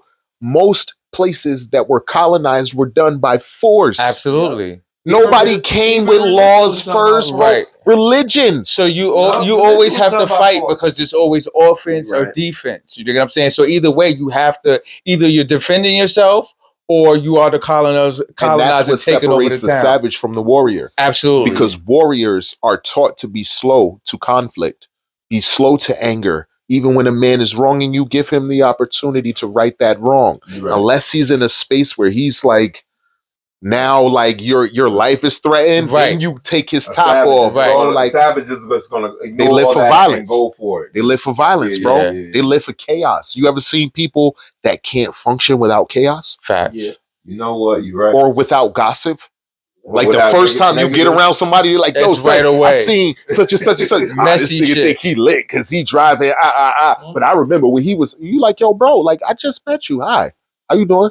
Right. How was your day so right, far, right, bro? right. He's stuck in this shit like what you told me. He don't have everything. He looking at that bag on the ground. Bro, I had to learn all of this shit. To like, and again, it's And this is in the later half of your life, obviously. it wasn't until very recent. Jesus was a gang member, bro.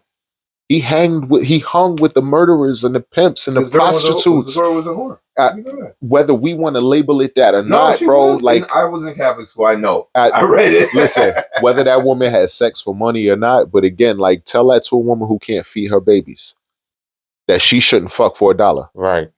And she can't get hired after she just dropped. Yo, I've read some people's tweets that they've dropped like somewhere in the neighborhood of like 500 applications, bro. Ain't Ain't got nothing. nothing. No, That is insanity. no. I know. I'm doing it, Bro, I know. bro, this shit is so, It's listen, crazy out here.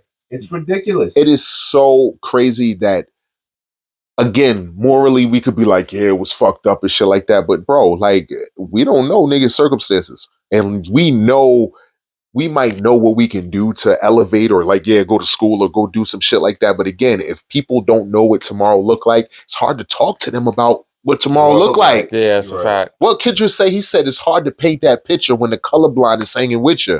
Like, or he said, how can I paint this picture when the colorblind is hanging with you, bro? And I was like, I had to dwell on that line for a little That should while. make you It didn't think. hit me until later. Yeah. When did that come out? On Good Kid, Mad City? It Yeah. didn't hit me until like Mr. Morale. I was like, oh shit. So back to the gang shit, right? How when you went upstairs, I was telling bro. See, I call bro Shane. I've known Shane before I knew Bumpy. We had a conversation. Before Before I knew Bumpy, a I lot, knew a lot Shane, of bro. people know that. It's all good. You know what I'm saying? Like, 103. That was definitely bumpy at that time, though. yeah, nah, for sure. That Thunderbird. For sure. For sure. Nah, that's real. But like, I'm telling you, the elder told me, he was like, nigga, they gonna kill you, bro. He was like, you think different. And then when I got older and, you know, I be having talks with my beloveds who are in the shit, like he was like later able to articulate the shit. He was like, yo, bro, honestly, I be in this shit sometimes and I be wondering why these young niggas and some of these old niggas act the way they do, but I just stay quiet.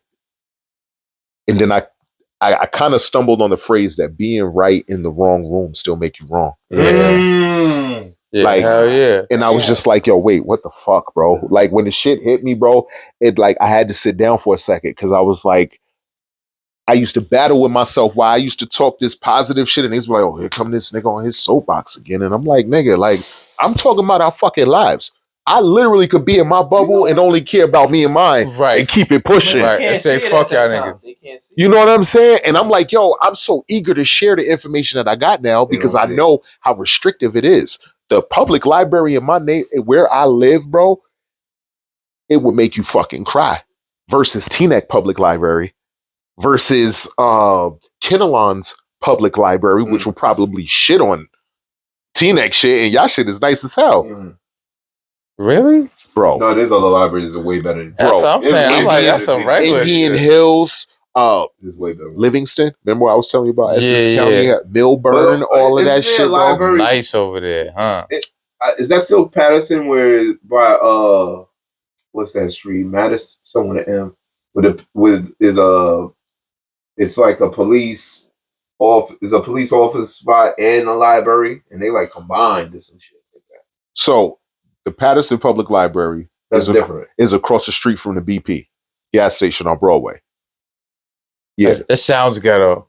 Bro, look, so it's literally like this. Wait. Remember when I told you? BP? Remember when I on told Skid you? Row? Remember I told you about on Skid Row? Remember the McDonald's that I told you about? That's crazy that y'all call that shit. I call that shit. I don't know what that is. Remember when I told you about the McDonald's on Broadway, right? Yeah. Keep going down. I know what you're talking about. You cross. Where's American? You cross the train tracks. You cross the Rainbow. Look, I know the hotel used to be the Rainbow. The cheeseburger spot, the where you get the chicken joint. It's called American something. Listen, I'm gonna be real with you. I'm from the town and don't know what the chicken store's name are. We know it as a chicken store, bro.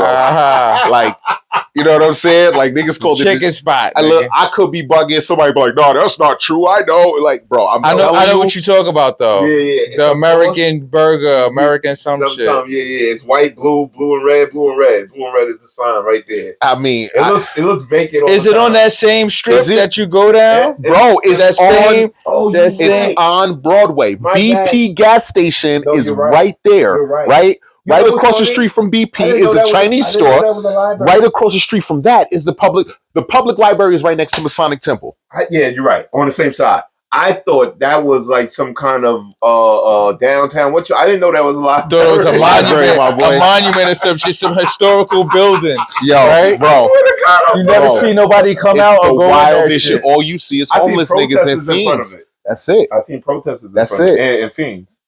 Fiends walk by it. And it fucks me up, right? Because now that I live in Essex County, I at least see like some of the programs that they trying to offer, like niggas who just came home and, you know, people that might have F's on their jacket. Like my town don't really do shit, bro. Mm-hmm. And on top of that, the police are predatory now, or more predatory now than they are ever been, bro. Wow.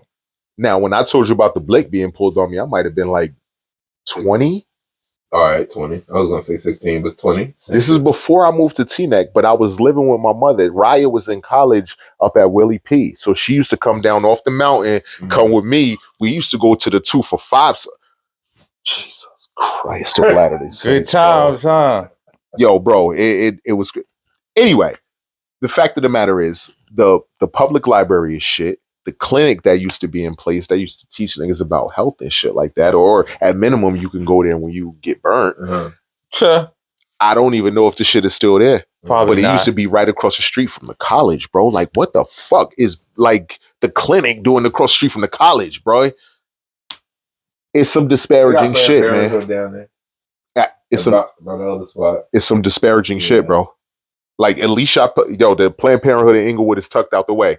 It's so tucked out the way that on weekends, niggas eat in front of Planned Parenthood, bro. Wow. The restaurant pull them tables out when it's nice, bro. I drove past one day. I was like, niggas eating outside of this shit? I didn't know the Inglewood. Like, bro, I knew it was a Hackensack one. Nah, I always heard Inglewood. I try to resign in the place of transparency, right? So, unfortunately, I know more about that place than I care to know.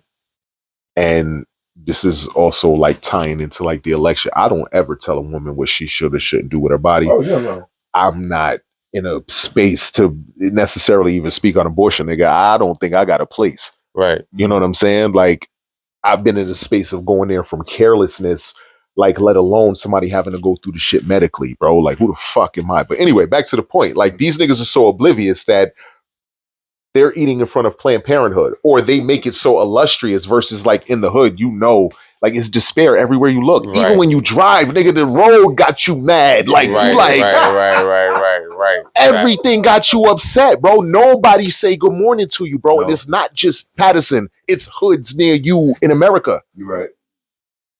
And it's Right. like, yo, bro, like, There's certain pockets in those hoods that might be cool, but very far. it ain't enough. Yeah, you're right. It ain't enough for people that don't own enough, that don't have enough for themselves. Like, in affluent areas, right? When I've never seen like people, not saying that it doesn't happen, but in affluent areas, I haven't seen as many fundraisers happen for the kids to just have basic shit. You know what I'm saying? In Patterson, you're liable to see like a kid with a bucket outside just for school uniforms, bro. And I'm like, damn, for uniforms for the football team, that's supposed to like be it's supposed to be automatic, right? Like, it might not be top of the line. Nobody's asking you for it to be Nike, but at minimum, it can be Riddle, right, or Riddell, or whatever you want to call it, or Majestic, or you know what I mean? Something, bro. You shouldn't have these babies on the fucking street tagging, bro.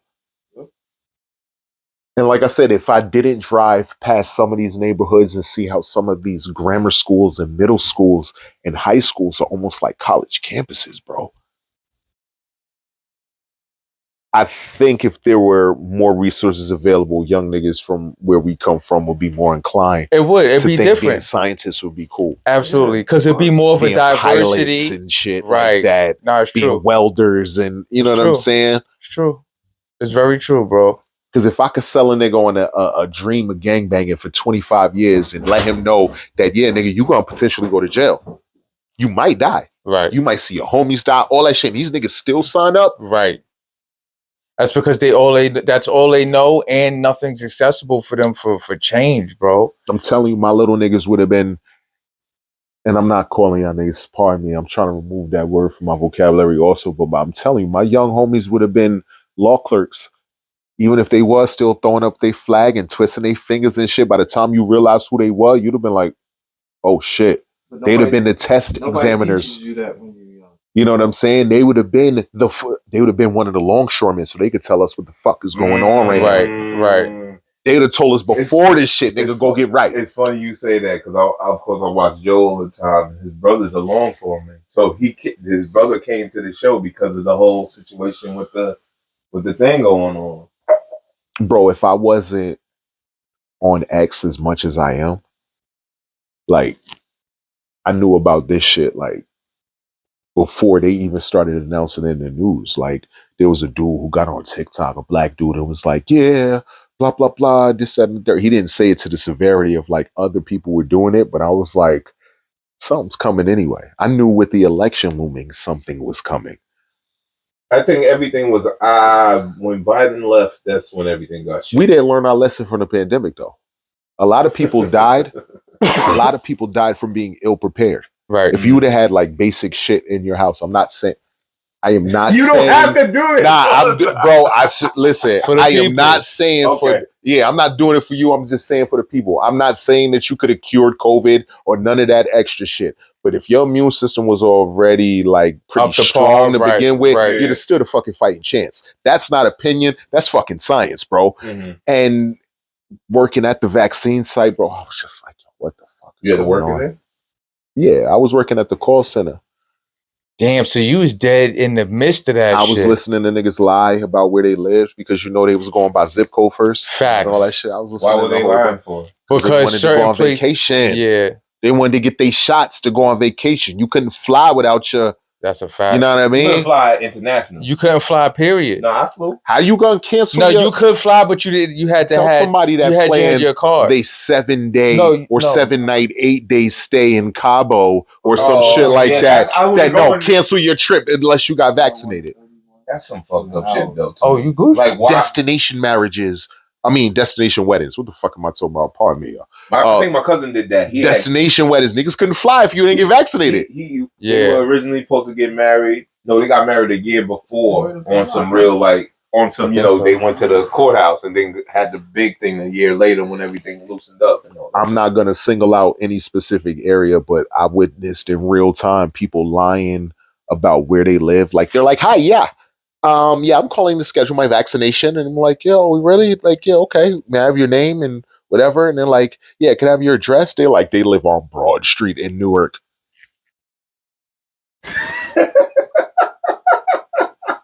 But why were they lying for? So they could I'm get. telling you, there was when this shit first happened, the vaccine was not like, yo, let's just go in the pharmacy and go get vaccinated. Like all of us can go get a vaccine right now. Right. It wasn't always like that. It was literally by Well, first come, first serve yeah, basis. they- It was elderly people first. Right. And then they were going to like impoverished or quote It was like low it was like income. Thanksgiving dinner. Like where, like It's Thanksgiving Walgreens and CVS and They shit wasn't like even that? doing it at that first. They was doing it at the old Kmart locations and shit like Just that. outside They type was shit. like you And had to come tents. by appointment. No, they had the whole setup situation. I Bro. was working in a nursing home at that Bro, it time. was crazy, bro. And again, there was a point in time where only elderly people and people that lived in I certain can show areas you my could get fake their card. Right. But then that's crazy shit. I plead the because fifth. I still got that. I plead the fifth.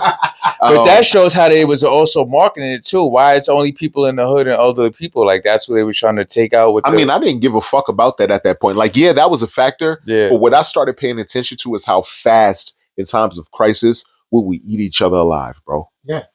Because in addition to the vaccines, I was thinking about the supermarkets and thinking about how niggas was like really like. It was crazy. It was bananas. Everything was empty. They was getting everything. No toilet tissue, no paper towels. Yeah. No, just the regular shit. Frenzy. I was at the store today, like, yo, they talking about this portrait. Let's just see if we need anything. Make sure shit is straight because I don't know. You know what I mean? how shit's gonna go. You go to the supermarket one day and ain't shit in there. Bro, we will eat each other alive, bro. They said what George Carlin said. Kind of like the purge They type said, shit. yo, if electricity go out right now, these motherfuckers like destroy. We'll eat each other up, not knowing how. It'll be total chaos, The bro. power ain't even got to go out. Not really, no. But let you be the last person that gets the insulin shipment. Let you be the last person that got whatever it is they use to treat cancer, but somebody else's mother is in pain right now, or their kid is crying in pain right now. You think they ain't gonna off you and take that shit home right now? Even if it's a temporary fix, bro. Right. They don't care about your life at that point, bro. They literally make movies about it at this point. The drug game, right? Most of the time, niggas don't think of the bigger picture. They just want that quick lick. So they're like, yo, I could hit him all, take his shit, go. But you're not accounting for how much time and how much money you're going to get for it, how you're going to re-up, and how you're going to continue to do that. Right, you just taking it for the moment. Yeah, just a bit. You ever notice all of the movies about the end of the world? Always. Never any black families. It's always, and it always has a black something to do with Antarctica. Not even that. Look, before we even focus on destination or where it happens, you could factor in destination, but any movie that has happened with it being the end of the world from 2012 and all of this shit, Armageddon and all that shit, you don't see any black families ever. Yeah, when you see niggas make it off their ships or make it to the next spot, 2012. You don't see the black dynamic. You see the black man with the Asian. You see the black or the black woman Cultural with the shit. white dude. It's the interracial couples. Right. No black families make it. The UN. No black families make it, bro. Oh shit! Got Pitbull on the story. Pitbull. No way. I got Cam yesterday. That's French Montana. What story was it? On my story. That's fire, bro. I wish I nothing. Try to keep niggas in the game, bro.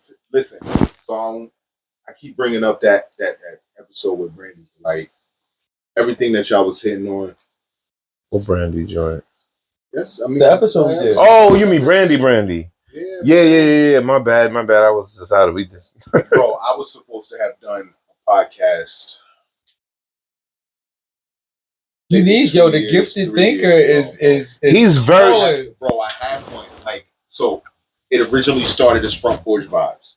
okay. Then I saw that the Beloveds was doing like the music joint on on the front porch. Oh, I fuck with that. I Granted, not because I was like, oh no, I don't want the same shit, but I was like, yo, let them rock. Bro. They already got their wave, right? So the name of my podcast is called You Think. Like you know what I'm saying? Like this is right. That's dope. I like that. I want to make sure. Where's the other mic? No, I took it off him. Yeah, because mine ain't on. What? My mic. I don't know if it fell off or what. No, I took your mic. Oh, see, I had on that button. Oh. Make sure this is. Go ahead. Yo, check. Yeah, we good. I just knew that mic you had on that I gave you was. Bro, I might need you to roll one of them J's for me, bro. I can't roll a J. Bro, this shit is simple, bro. I'm telling you, the fronts will make it easier though. Is it Fonto? Yeah. It's hard. I ripped the paper. Yeah, the paper. I'm too rough. Yeah, but the practice, it's all practice, bro. I do practice, but I know that something. I had a crash course in this, bro. I'm at one of the at one of the 8-to-8s that the Jamaicans throwing at Masonic Temple one night. Yo, I heard that's how the OGs be getting all these young bros. Yo, they be wilding at this man. I be hearing stuff. Oh, my man, Hoodie Dean, cook, tall nigga. Why this nigga name sound familiar? Cause he's a cook nigga. He be always cooking in spots. Be having. I'm gonna be real with you. So again, doubling back to I spent a lot of time inside and shit like that. By the time I came outside, like everything was a crash course. So I might know niggas by face, but like not by name. You know what I'm saying? Yeah, like, I got you. Niggas be like, yo, you know my man Murder? Like it's always, you know my man Murder. Like, bro, it's like 90,000 murders. Which one are you talking about? Like, you talking about something from up the hill, down the hill? You talking about boy from the city? Like, I don't know. But like, no, when I was watching like I was not necessarily comparing myself, but you know, sometimes when truth is spoken, when that shoe fit, like you wear that shit, it's either gonna put you in your feelings or you're gonna be like, damn, nah, that's real. I need to make some adjustments. So I was thinking about all this shit all of the potential that I possess, but I'm not necessarily executing on. So I had a podcast, or I have a podcast. It started out as Front Porch Vibes.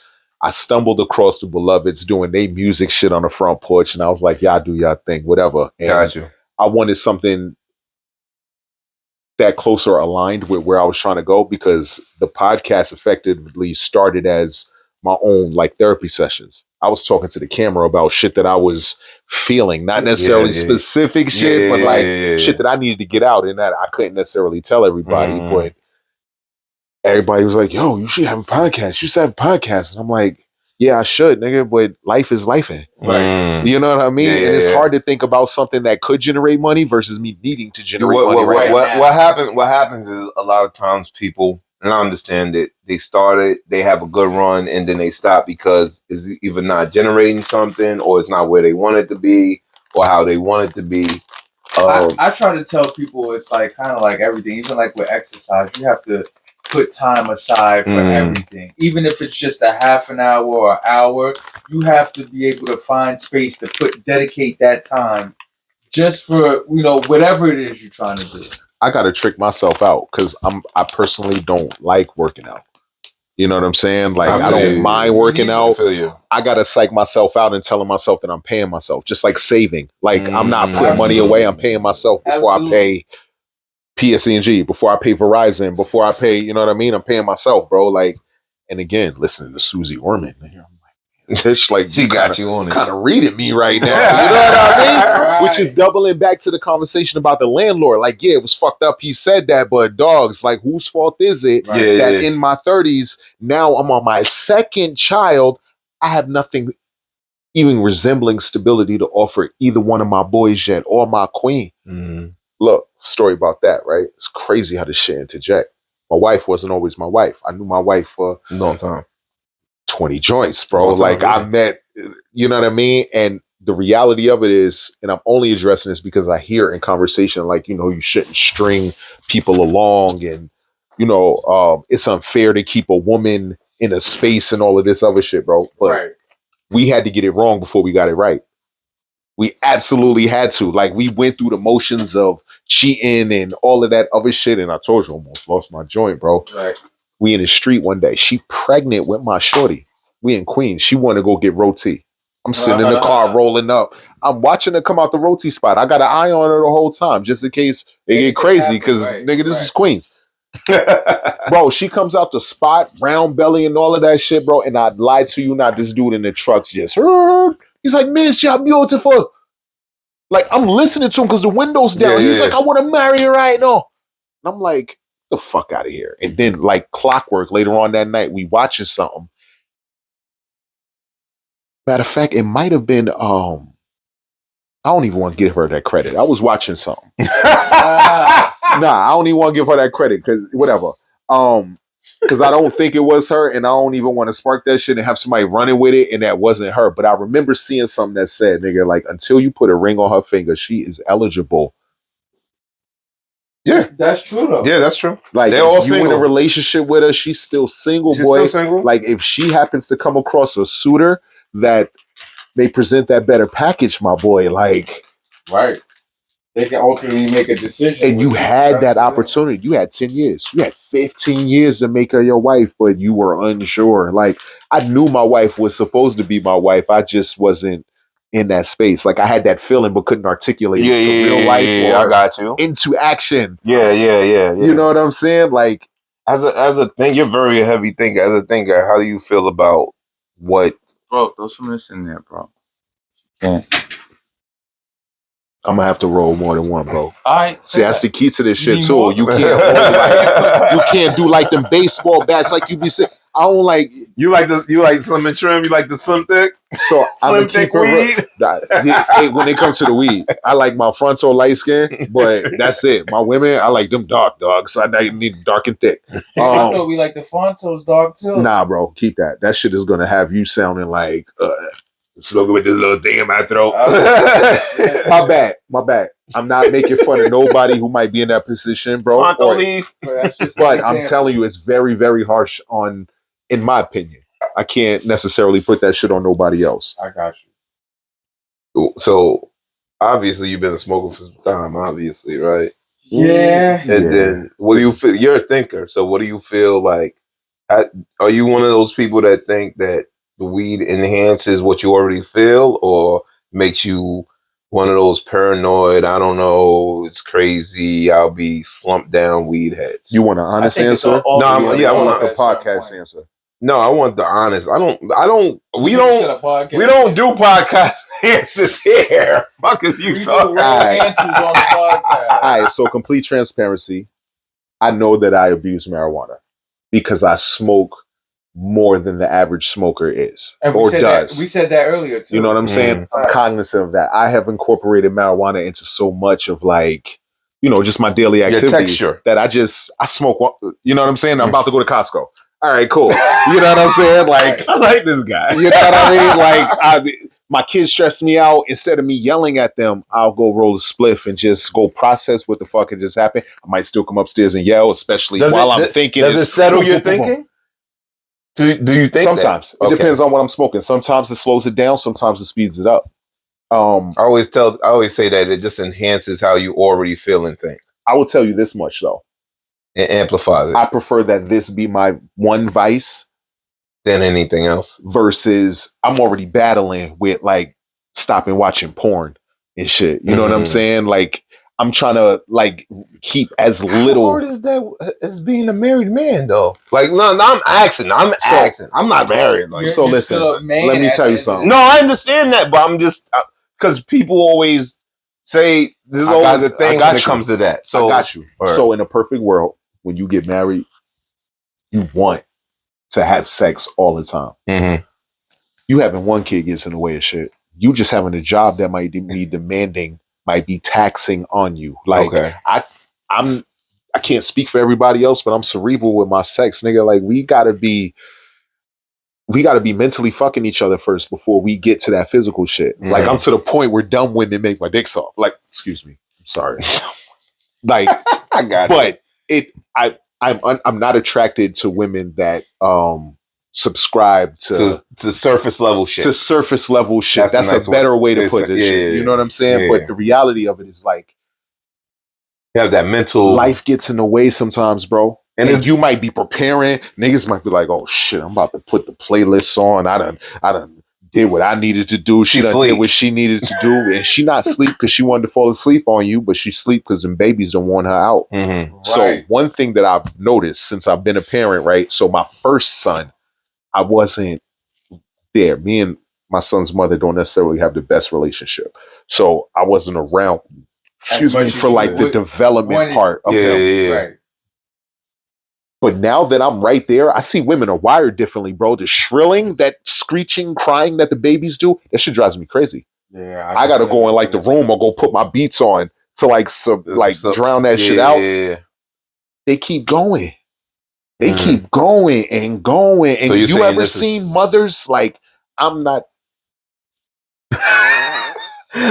putting you under pressure. No, you're not. You're not. He just was to say the right thing. I'm just saying, like, you ever been around like some women who've like been so consumed with their children that they forget about themselves? Yeah, that happens a lot. Okay. And I wasn't cognizant of that. Like, first I went through the stages like, yo, why the fuck we ain't fucking? And I should be getting some more pussy. I'm the man of the house. Like not even that. Not even I'm the man of the house, but I'm doing the shit that most women complain about. That I'm not. You know what I'm saying? I'm not doing that to you at all. So I feel like you feel like she kind of entitled to what you deserve. And I don't know when it was, but it like hit me again, like them realization points, bro. Like sex is not a reward for either one of us. In certain religions, they see sex as doing charity for your community.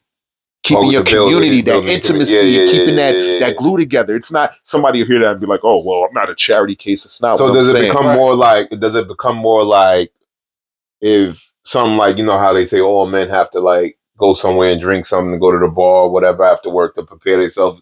Does it become into that factor with your relationship? Not like it being a bad thing, but I don't go to the bar. No, I'm using it as a metaphor. Right. Nah, I feel you. Yeah. I'm just saying, is it more in that aspect of your thinking, or is it just okay? So, complete transparency. As a man, I would be lying to anybody to be like, nah, bro, I don't see other women to be like, damn. Like, Jesus. That's a man's nature, bro. It's a nature. Yeah, we're visual. I'm not going to be like, these women are more beautiful than my wife, because the reality of it is like, it's more than just surface level shit. And the reality of it, I'm easy on the eye, but I know that there's other men that women be like, damn, that ain't fine. You know what I'm saying? And to pretend that that's not a thing is weird, but I literally am trying to reside in the space now about shit that I can do versus shit that I should do. Right. All right. I can do anything I want. Yeah. But anything I want might fuck somebody's feelings up in the process. It's not necessarily what you and you're thinking about that. Bro, the Bible says a man who destroys his house will inherit the wind, bro. Ooh. Nigga. Yo, whoever scarred my man in goddamn in Proverbs, bro. Right. Whoever scarred beloved in Proverbs, bro. Oh my God. What comes with the wind? Yo, bro. You get blown away, bro. Dust, nigga. You get dust. Most times niggas was living in the desert, bro. And if you destroy your home, you're gonna inherit dust. Damn. And when we see movies about the elders, when we see movies about the junkies, when we see movies about the alcoholics and shit like that, they used to be the man. Right. You're right. And they lost everything to whatever. My wife is okay with me smoking weed. As long as I'm not in the space to where I'm sacrificing my family for the weed, we're okay. Yeah. But when that comes, like, bro, I want to fight one monster at a time, bro. Gotcha. I can't fight 5. Gambling, I have an addictive personality, and I recognize that, and I praise God that I've gotten to the point that I'm like, nah, bro, I might like that too much. You might like it a lot. I might like it too much, bro. Like, to where it's like fucking with me. Like, getting a grip on the weed was enough. Right. I can't incorporate none. I personally can't. I know other people that be like, no, it's just I'm saying this here and now. Depending on certain episodes, if you're free, I want you to come by. Bro, I would love to come up. Thank you for having me to begin with, bro. Yeah. I know this is gonna work. Yeah. Yo, but you've been trying to get him here for a minute, right? That's a fact. Yeah. Like I said, I was in my feelings. There's been plenty of times I ain't share nothing. I'm like, yo, damn, do Bumpy really fuck with me, bro? But like, you be thinking that. You know what though? Hold on, you gotta elaborate on that. It's nothing you did. He's overthinking. You gotta elaborate on that. That's exactly what I'm doing. That's exactly what I'm doing. It's like Busted. If you had Judge 1 and Judge 2 on your shoulders, It's like one is telling you something, one is telling you that, and then they kind of blend in, and you kind of get mixed up in what actually is. Then you start thinking on the negative aspect of it. It didn't hit me until it happened to me. Until somebody was like, yo, bro, you ain't seen my story. And I was just like, yo, bro, your shit was like, I was already like watching Instagram stories, but the way the algorithm set up, your shit was like 4 people down. Right. And I ain't get there yet. Yeah. You know what I mean? Right. And I was like, sometimes it don't be there at all. Feel me? And I was like, yo, bro, like, we got to get out of our feelings sometimes, bro. That's the main thing. Like, and I know that I'm talking about Instagram right now, but we could take it to something more, to like the $10 that somebody owed us. Like I told you, I ran into a nigga that owed me in excess of $1,000 from when I used to be outside. Where it came from is irrelevant, but the fact of the matter is he owed me money. Right. I was in a fucked up place because as a man, I felt like I'm pussy because I didn't approach him or run his pockets and all of that shit. You felt that, but was there people around you that made you feel that, or was that you just thinking that's what a man? That was me. Okay. And when I spoke to my elder about the shit, because I was with my elder, invited me out. Like, and the reason why I didn't react is because in real time, I thought about location where we were, how fast I could have went to jail. I thought about how fast niggas is gonna tell everything. If I thrash this motherfucking place and I'm in the right. Being right in the wrong room still make you wrong, bro. And that's one of the things. Stick. Bro, that's one of the ways overthinking helped you. That one sticks. Right? Because most motherfuckers don't even think or overthink to the point where they think of all the outcomes that come after it. I've always thought of the outcomes that come after my people it. will be so disappointed, bro. You have to see every aspect and kind of see. And I'm telling you, the old me would have been super emotional. I would have been super emotional about shit, bro. And like the flip side of this coin is like, again, shit that I can do versus shit that I should do. Like, yeah, I could wild out on bro. I'd have been justified in my actions. Yeah. But what happens when my children find out I'm arrested? Because my wife gonna have to come get me. Yeah. She's not gonna leave the kids at home. Yeah. We don't have that kind of help. It's like, oh, I'm gonna just leave the kids with you while I go handle this. So now it's 1,001 questions. I don't even want them even knowing what the building look like. Right. I just want them to know that in many instances, obey the law. In many instances, obey the fucking law. If you are encountered with them, bro, if they ask you to do something, do it respectfully. Even if you are abused, we got lawyer money. Got you. Let's get right. Don't exacerbate the situation at this point. Yes, it's fucked up. But don't make it worse. Don't make it worse. Being right in the wrong room, dog, will make you... Yo, dogs, right now, there are 17 different gangs being investigated within the Los Angeles Sheriff's Department, bro. 17 violent gangs, bro. Imagine a nigga protesting himself on a traffic stop like, it's against my constitutional right, bro. Y'all already trapping. Right. Y'all already got bans and shit. Why the homies can't be like, all right, bro, this lawsuit, let's make sure we hire him the best lawyer. So now I am not condoning any type of criminal activity of sorts or anything. I am just encouraging. You're going to be the parental advisory sticker I swear for this to God, bro, because niggas will. Yo, the next thing you will see is like, yo, he's telling niggas how to operate in organized crime and getting the gang more money. Because technically, gangs can be an LLC. Aren't the police a fraternity? Yes. Fraternity is a fraternity. Why can't, you know what I'm saying? Disheveled Congress youth fraternity. Or distressed youth or abandoned youth who need some sense of guidance or companionship and camaraderie. Nigga, let's fund the gang that way. Right. The problem that comes into play is just like on the wires when the bodies come into play. Niggas never got a problem with the drugs or the drug money. It's the bodies that come into play. Yeah, absolutely. Yeah, because you're fucking up. And there ain't no dollar sign on our people at this point, bro. They've been putting dollar signs on us long enough. Damn. We've talked about everything except for whatever the fuck I put on. Sometimes that's how conversation. That's how it be. But we could talk about whatever. No. Real quick. What's your thoughts on politics? If you would, real quick, brief on that. I'm tired of the circus. Oh, thank you. I'm tired of the circus. Like, I think it's fucked up that even if I wanted to be a politician, if I blew the whistle too much on wrongdoing happening, like I'm either potentially putting myself at risk or putting my family at risk. Yeah. If I have an unpopular opinion about politics, I'm socially castrated from my people and shit. I can't even have a conversation with some black women about Kamala Harris and why I'm not necessarily against her, but why I'm a little apprehensive.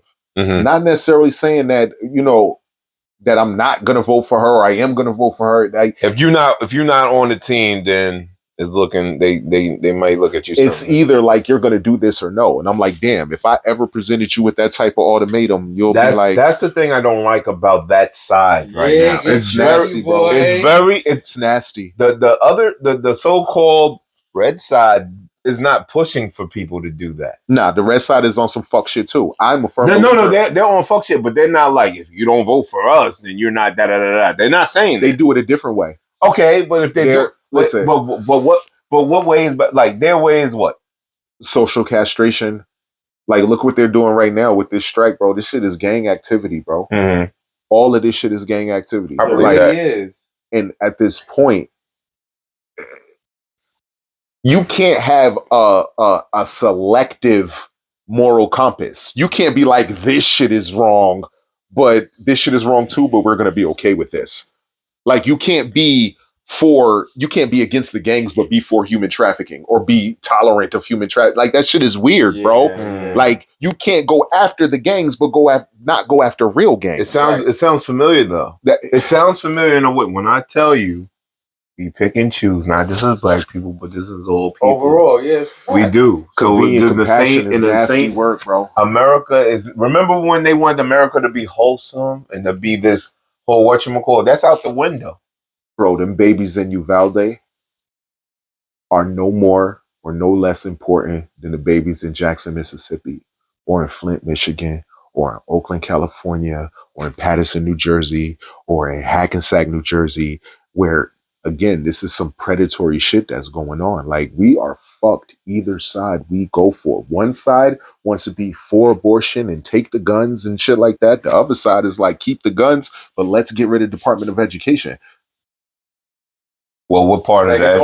Wait, what part of the department though? That's what I'm saying. I agree. I agree that the department needs an overhaul, but getting rid of it is going to be like, the fact that you want to get rid of the Department of Education, but refund or fund some more of the Space Force is weird. Well, that fuck. And listen. Right, the Space Force is all bullshit to me. Of course it is. Right? But it's a money grab, because you know how much money NASA gets. They get like $56 a day. $53 million a day or some shit like that. I'm all about getting information. Yes. Look it up. I want to know what NASA found. Look it up. They didn't find shit. They made it up. That's what they get funded, right? So I told you I'm all about gathering information. No, go ahead. I'm trying to find out what NASA found that originally led them from exploring the ocean to exploring space. Well, the ocean is, I would say the ocean is definitely more dangerous than whatever they showcases. I can't say that. Either way. There's a fucking vacuum in space, bro. Yeah, either way, bro. There's a vacuum in space. There's no air, there's no light. Like, without the sun. Like, no. Either way, bro, it's dangerous. It's two different different levels. Well, listen, you said you're open-minded and you want to get more information. Copy. Yes, they say that outer, which would say that we're in something, right? Fair. If it's considered outer, right? But we just see it as layers of atmosphere and then space, right? That's how they whatchamacallit, fair, right? There's space and then there's outer space. In the 90s, of the in the 90s, we had infinite space. Yeah. In the 90s, we had ozone layer. What happened to the ozone layer? We had a hole in the ozone layer. It's still there, but they're saying they don't that say nothing about it. It's just that's what they talk about with climate change and shit, though. Right. That's what they're talking about, the ozone layer. First, it started with CFCs, the chlorofluorocarbons and the aerosol cans and shit like that. That's when. But you can't say that because you know what they're spraying up there in them. You know it. You already know that. I mean, come on, man, bro. We're not breathing oxygen every day, man, bro. We're not breathing. Yo, whether you want to believe it or not, what they're doing, I'm not dispelling the notion. What they're doing to us, and they just, you really can't call it. I don't dispel any notion at this point, because all I'm saying is this. Told me at one point aliens don't exist, but then told me that they do exist, and they had them since we thought they existed. Right. Chemtrails, all of that shit. You know what I'm saying? Like, definitely existed. My friends oftentimes tell me that I got my tin hat on because they say that too. I pay attention to everything, bro. But doubling back to your original question about politics, in a perfect space, I would love to trust my politicians, but every chance. Oh, my bad. See, I'm so used to smoking by myself that I just keep liking it like he right. I was just listening to what you said. I wasn't even- Look, in a perfect space, I would love to trust my politicians, and I would love to trust that, you know, writing letters to my congressmen and my aldermen and my councilmen and, you know, my state senators and shit will actively affect change. But they literally told us what the science is behind this shit. They only pay attention to the people that give the checks, that give donations and shit like that. Facts. Black people don't have money to donate shit. Wait, who only pays attention to this? The politicians. Yeah, facts. They only pay attention to you know who else pays attention to who writes the checks? Who? The so-called scientists. I mean, that part too, but Because they're they get funded checks through the for- government yeah, that's a though. fact. Yeah. The politicians And whatever are the one government who, wants the people to know, right. it will filter down through them. So my personal speculation, and again, this might be where my tin hat comes on, is again, the how it goes, the process is the common people cut the checks to make somewhat suggestions or demands, but when it comes to like funding scientists and giving them grants for the next 10 years with complete funding and shit like that, Facts. that's where the bribery and all of that shit comes into place. Now, what they do with that research, it goes to you know what I'm saying? Because we still talking about him. I think Henrietta Lacks's family just won their suit against scientific discovery and in the name of experimentation. So again, Scientific experiment. Wait. yeah. So Henrietta Lacks is a woman who, as of recent, it was something with her cells that they didn't die. And because of that, they've been able to experiment in thousands of diseases. This is a body? This is a person? Yes, this was a person And and she died, but they The still cells like are still active. they harvested her cells, and like to this day, she's technically still alive. Her family was battling for years because countless diseases and medical discoveries were made using her cells without credit or compensation to her family. In a perfect world, I would love to trust science. I would love to trust the people that say that they have our best intentions, or the people that say they're going to keep us safe. But history has shown me that there's literally nobody, even citizens, who have my best interests at heart. When we even talk about reparations right now, they can put it on the table right now that they have a plan. Well, they did give us. Hold on. Go ahead. They can come up with a plan tomorrow for reparations, real reparations that will change our life, our culture, our generation. Work, because the Jewish community got $54 billion for the Holocaust, bro, from nations combined. At a certain point, and I believe when the whole Juneteenth activity supposedly happened, after a while, I came across some information that said that we did get, or we were supposed to get a certain part of reparations, but they overtook it at a time and switched it on us. Bro, and at that time, we wasn't really educated to know the Homestead Act was supposed to benefit us, but what they did to circumvent that is that they put legislation in place. For a long time, it was illegal to sell houses to freed slaves in Illinois. I believe that. You know what I'm saying? And this shit was happening everywhere. For states that were like, oh, well, we didn't have slaves, they still had some of the most discriminatory laws on the books. While they didn't have slaves, they had weird ass vagrancy laws. The weird ass black laws where you can get locked up for the smallest shit and end up getting the maximum time because of your skin color. It's hard to have faith in the judicial system. It's hard, bro. And honestly, I'm at the point where, when some shit happens to white people that have done some shit to black people, I don't celebrate the shit neither, because it's not going to change shit. There's still niggas having conversation behind us that are using the hard ER when they talk about us. You know what I mean? And I'm like, nigga, what the fuck did we do that got you feeling this way? Because you tell us that we not supposed to judge every book by their color, their cover. But yet you judge us. We not allowed to dress a certain way. We can't wear our hair a certain way. We can't speak a certain way. Like all that. Yes, I agree that we should be able to articulate. But yes, being a member of the Choctaw Nation, nigga, I understand the science behind being a code talker. So everybody don't understand what you're talking about. I get the idea behind Ebonics.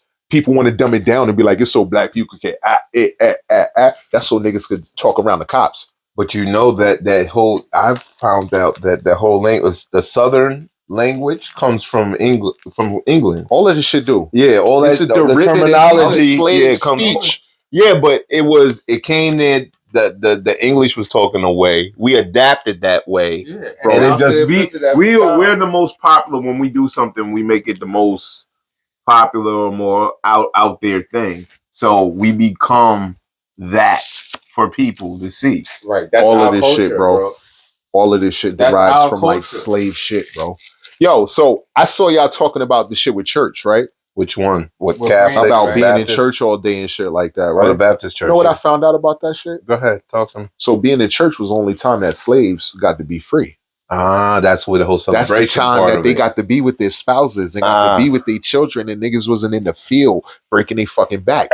That's why Thinking 3-4 about hours, that, I got you. That's why they Kenya Barris had a show that was called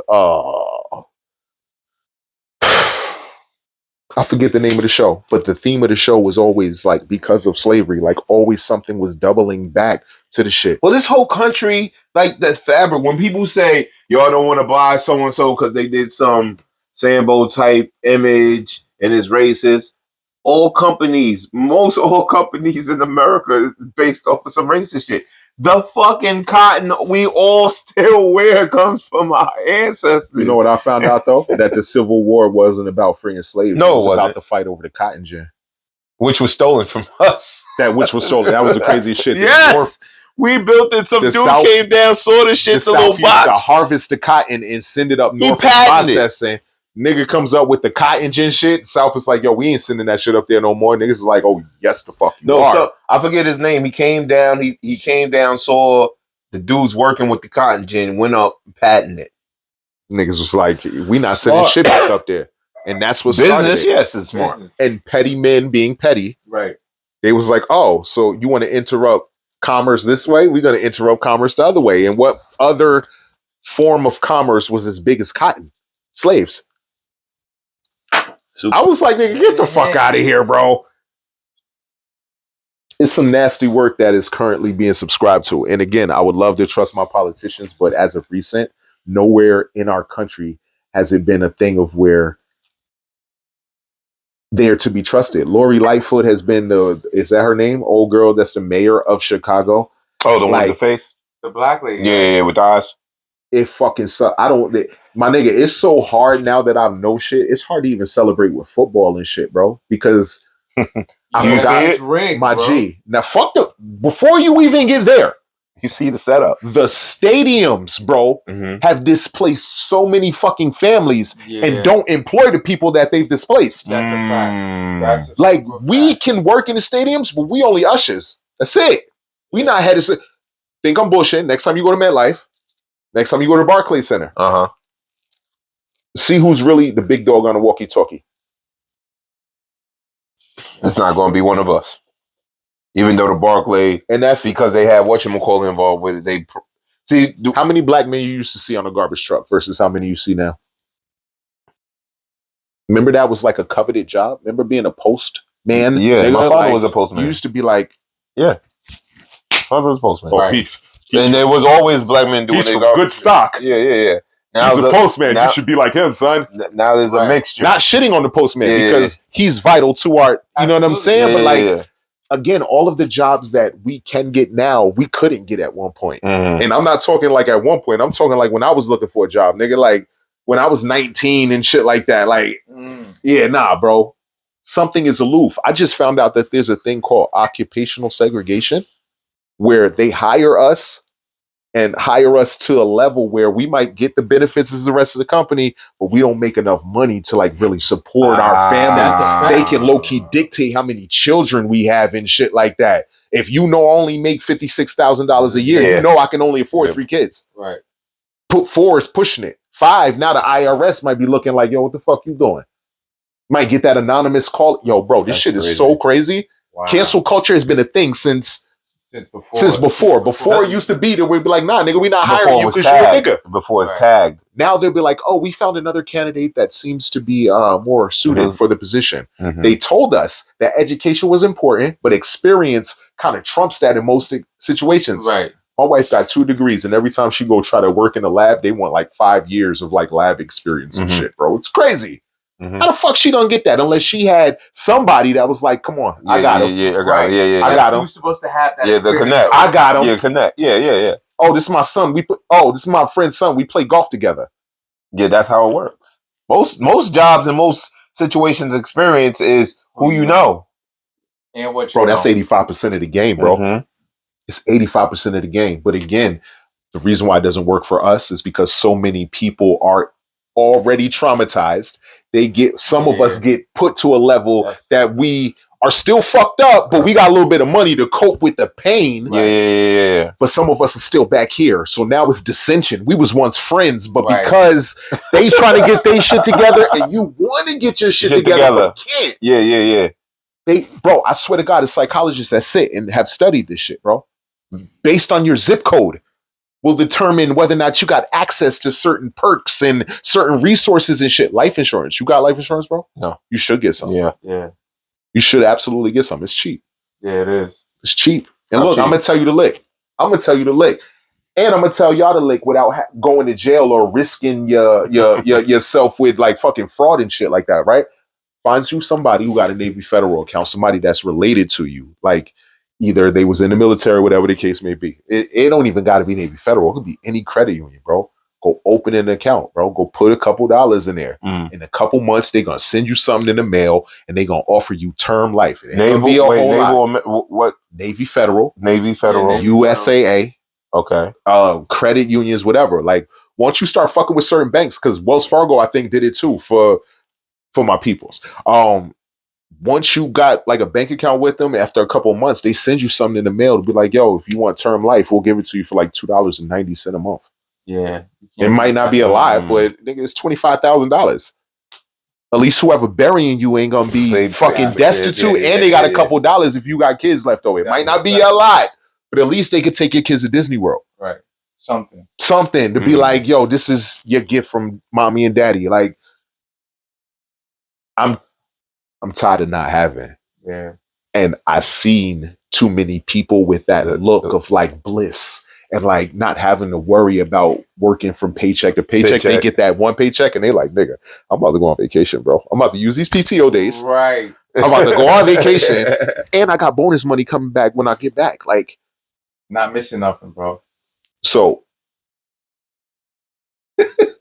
I had to dumb it down to not seem as like an angry black man. Right. Yeah. When you're in corporate spaces, I just keep reiterating, I would like to enjoy that same sense of fulfillment that I see my colleagues enjoying. Got you. And it's not hidden. Like it's blatant. Yeah. It's blatant. Like you tell us what they're paying for that said position, but when you tell us we can apply for it, we interview for it, but you give it to your friend or your cousin. And I'm not saying that there's anything wrong with that happening sometimes, but it happens more times than none. It's just a little funny that all of the black men are at the same level. There's no managers in this entire company that look like me, that can even tell me like, yo, young man, listen, you might get emotional because, you know, niggas might pass you up, but just hold steady, bro. Hold steady. Just don't let them see you sweat. Get right. Right. Anybody ever told you that at work? Ain't nobody ever told me that. No. Ever. They ain't give me the game. OG will do that. You know what I'm saying? Or they never been like, yo, listen. Certain niggas will come, bro. Listen, they not gonna promote you. They not gonna promote you because they got certain people they already win there. But this is how you get your money, bro. Right. It makes it palatable at that point. You know what I'm saying? But if you got the stress of all of this shit that you got going on at home, don't let you got a sick kid. Don't let you have a sick spouse. Right. Don't let your moms be dying. Don't let your father, and you got a real good relationship with him and shit like that, or y'all just got right and he about to pass and shit. And then you take it into work and you getting berated, you getting passed over for promotions, and you barely getting paid. Right. Yeah. Not appreciated at like, all. bro, that shit'll make you want to blame yourself because you feel inadequate, bro. Yeah. Especially if you've been doing this shit for like 10 years. Yeah, you feel stagnant. It's like, yo, what the fuck? Especially when you know better and you want more, that's a very uncomfortable feel. Son, I was dating a girl that straight shitted on me one time, and she was like, yo, I don't know what you got going on, but you got a job a 16-year-old could do.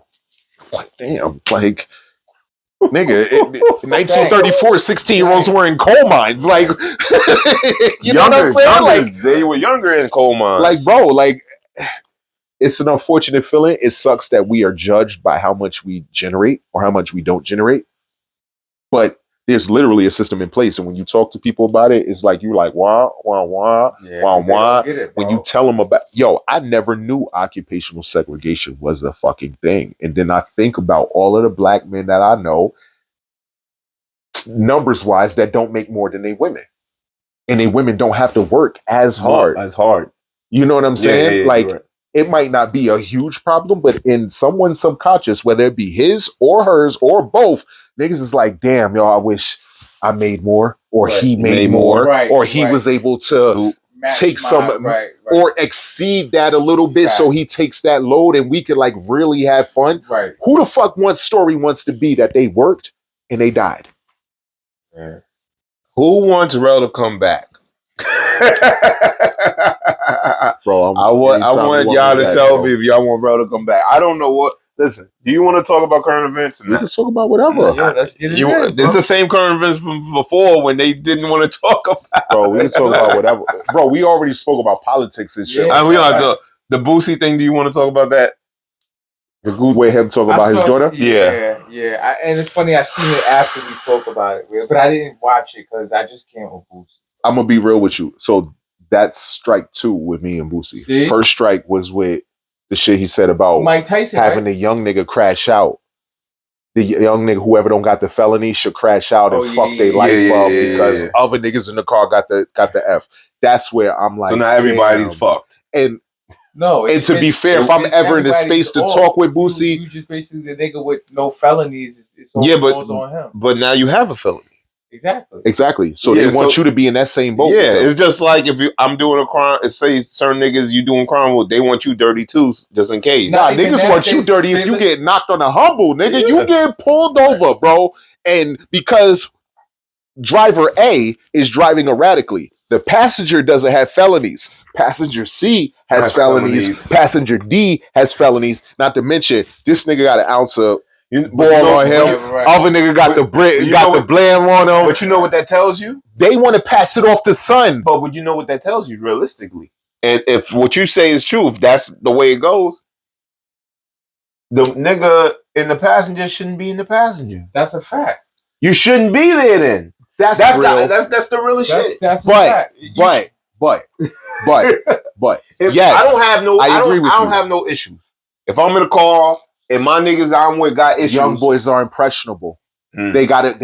I'm telling you, bro. Everybody on this planet want to belong to something. This is why niggas join fraternities. This is why women join sororities. This is why niggas become police officers. This is why ambulance now have the sticker on the back of their shit, like the cops got that thin blue line shit. Yeah. Everybody wants to be a part of something, bro. Have their own Everybody want a tribe. Unfortunately, the nucleus we supposed to have in many cases, and I'm not placing the blame on anybody. But the black family dynamic is fucked up a little bit. Not in many cases, because I've seen plenty of examples where it's better. It's like, you know what I mean? Yeah. But the contrast between me and my wife is West Indian and Hispanic, bro. Like the contrast between she's coming from those my family operates versus the way her people coming from operate. West Indies, or she coming from Americanized? Her mother is Panamanian, her father's Guyanese. Okay. But she was born here. But like, those still traditional values. Bro, her mama still got the accent, bro. And she been in the States goddamn 40 years. Like, that shit ain't going nowhere. But the fact of the matter is, even when they mad at each other, even when they know like one of the family members got like some scandal or some shit going on, they still are around each other. They still got... It's family orientated no matter They what. might still suck their teeth, but they ain't gonna be like, you know what I mean? Right, They they're ain't not like, gonna go against it. Yeah, that's a fact. They ain't gonna exclude niggas from reindeer games unless they really trying to be really violated. Yeah, nah, that's real shit, bro. Compared to us, yeah, bro. So this Boosie shit, right? Like, I mean, I feel like I need to wait for bro to come back, but no, go ahead. You're still there. So the situation with Boosie, right, is that even if you don't agree with the LGBTQ lifestyle or whatever the case may be, that's your daughter, bro. Right. That should change your whole perspective the on internet is not the place where you do put that out with her. That's the thing I want to say real quick. That's why, and I'm gonna. I always go to black people because I want to say for what I'm a part of. Why is it someone like him, someone like Dame Dash, always goes to being online or the phone and shit happens. Everybody want to be a part of something, bro. But we all a part of this social media. But why are we going live? Why are we exposing all this crazy shit? Is it for the hits? It's for acceptance. It's for somebody to be like, nah, I agree with you. Right. Because you, even if you might not be sure on the shit, yo, bro, it's a sensitive subject. That's like asking me how, or any man that considers their self like a man, like alpha. If your son or daughter comes home and they're like, yo, listen, I'm gay. How you going to approach it? Nigga, I don't know. Yeah, you have to be in that situation. You feel what I'm saying? Because I would be a hypocrite to be like, nah, I'm gonna put my son out for him being gay, but I'm talking about I like girls who like girls. Like, nigga, what the fuck? Wait, hold the fuck up. Because if you want to back it up to all of that, it's all the same pot.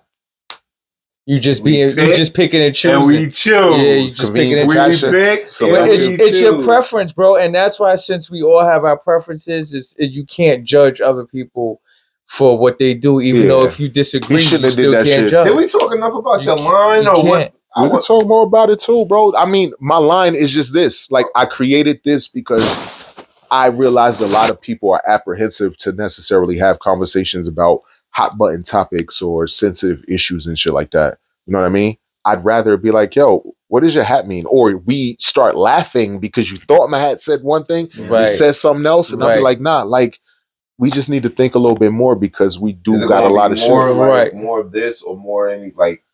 So yes, there are going to be more releases, but I'm getting to the point where I need to like concentrate my energy, bro. Like, I don't ever want to be in that space to where I just got a gang of product and I'm just running like these sales and shit. Here, take this. Like, I want something that when I create it, it like there's a reason behind it and it taps into the culture too. Because like, yeah, it's a red hat, but this is relating directly to us because it should work that we got to do.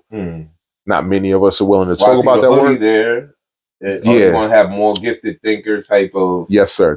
There's a capsule collection releasing actually near Christmas. But right now, as an election nears, this is the push. This is the go-to. Like, people have responded in like weird ways to it. Like I said, I've had people almost run up on me. I've had people that normally wouldn't have conversation with me. They're like, I really like your hat, bro. My doctor that I've met, like, I had to go to like I had to go see someone for my hand, orthopedist. I had to go see someone for carpal tunnel and shit. And like, first time I met her, she was like, yo, can I take a picture of your hat? I was like, sure.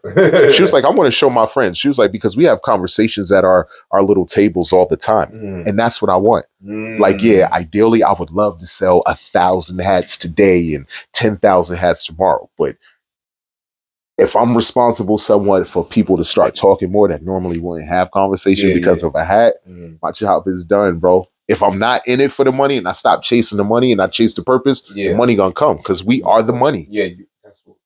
We are the money. Don't shit move with us, bro. Not just black people, but people, period. Like, but black people more. Bro, I have an unpopular opinion about that because history has shown me that there have been white people that have been down with our cause too. You ever heard of the Weathermen? I sound very separatist and like, but I just put it to the thing. As a people, as a brown people that are considered black, we move the time. We move the long arm when it comes to this. If we don't benefit, we might not benefit. What the fuck does it matter? Okay, cool. You're right. If we can have the coolest shit on the planet, bro. But if we don't generate shit to where we can either A, take care of ourselves, that's good, or B, keep our youngins off the street. Why are we having that talk? I don't know. I wonder that shit. Like I said, why are we having that talk then? So again, to be in that space, James Baldwin said to be enlightened and knowledgeable of like the history of America, bro, is to be in a constant state of like anger and rage, bro. You gotta like, there's levels to that shit, bro. I couldn't have this conversation with you 10 years ago because I was angry as fuck. I was just like, yo, black man, this, but then I had to think about everything. Shit, like, bro, like, I watched Panther, nigga. I remember how. Which one? The movie that came out in the 90s? It don't matter. You take that. Oh, shout out to Open, bro. Shout out to Open. We don't talk enough about the shit that we do for other people. I'm also a member of a nonprofit that does community service. Okay. Open stands for Our People Affecting Neighborhoods. Ooh, okay. We basically are trying to implement the Black Panthers 10-point program into our ways of maneuvering, so to speak. We like have block cleanups. We trying to do we try to do food drives when we can, but it's hard to try to finance community service on your own dollar. Right. You know what I mean? And also too, there's a gang of people that's out misappropriating 501c3s. They taking government money and going to buy Urises and shit. Like it's fucked fucking up. Everything up. And the reality of it is that the money ain't gonna change shit neither. I can give you $100,000 tomorrow. It's the mentality. And you not having any type of financial acumen. It's like giving you a loaded gun. Facts. You're going to crash out because you're going to immediately go buy all of the shit that you didn't have. All of the places that you normally couldn't eat. Right. The jewelry, the car. What? Don't let you be driving a piece of shit, bro. You're going to have your joint tomorrow. Right. You know what I mean? Like, it's hard to tell people or have people think about next year when they can't see next week. And I'm learning that. And that's where I was saying, like, I can't knock nobody for not knowing shit. I can only knock you when I'm trying to tell you some shit. And you like, nah. Being ignorant. Like, yeah, get the fuck out of here. Well, at least that's what the Bible says. It says, beware of the man who rejects knowledge. Yo, that's real, bro. That's so real. Like 5 quotes already. Cardi B fucked a nigga while she was pregnant. Do you believe Is that true? So I said, do you believe it? That's crazy. I almost found myself subscribing to the shit.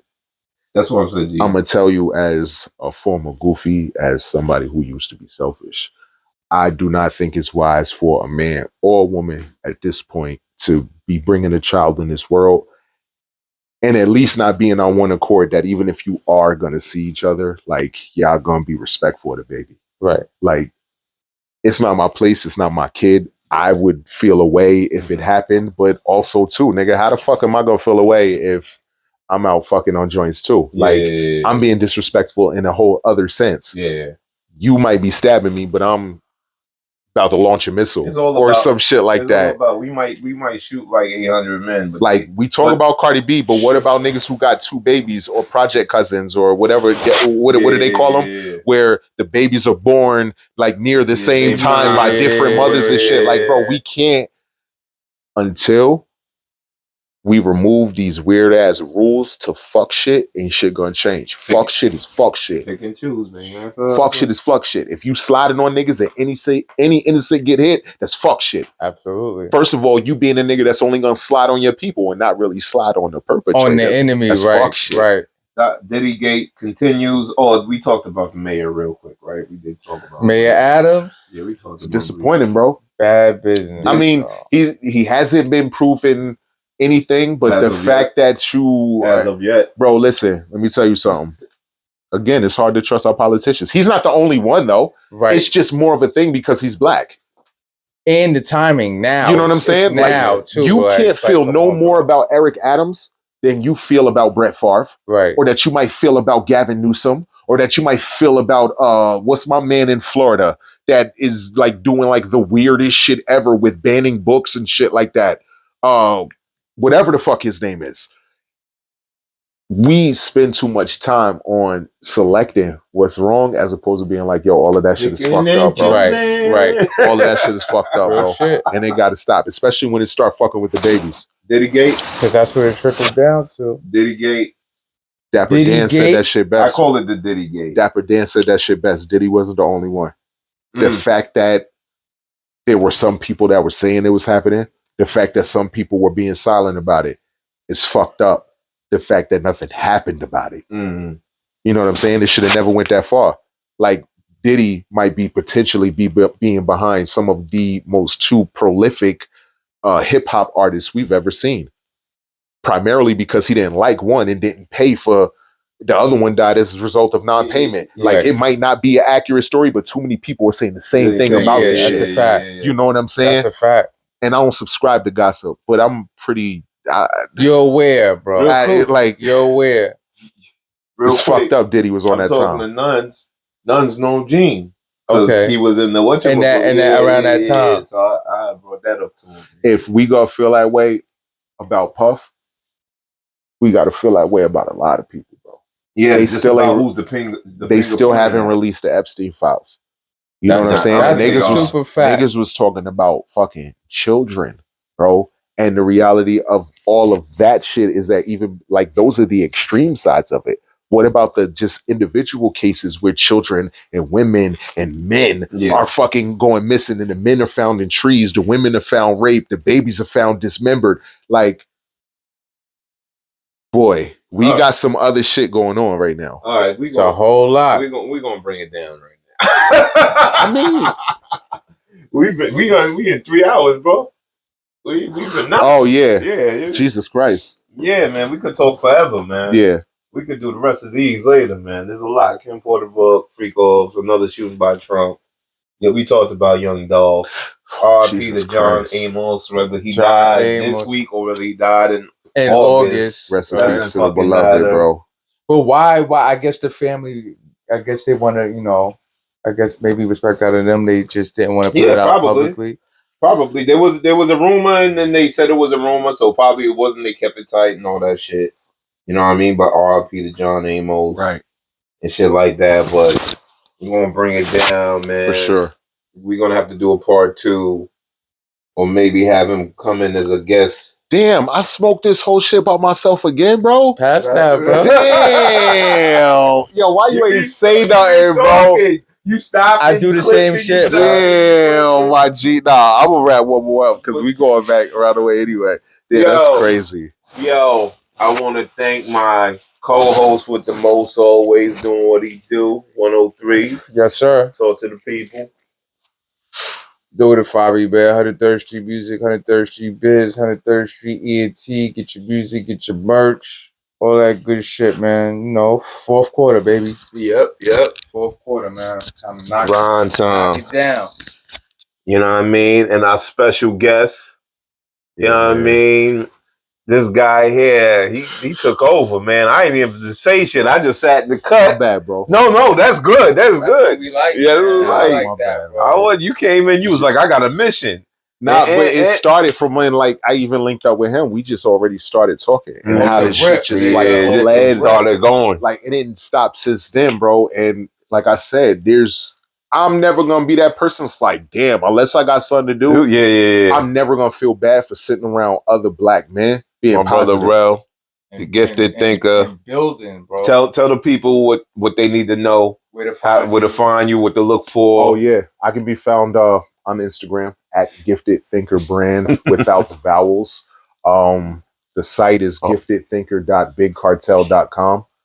For the hats, they're only $46.99. You know, $1 short of our 47th president, or a penny short of our 47th president. You know what I'm saying? A penny short.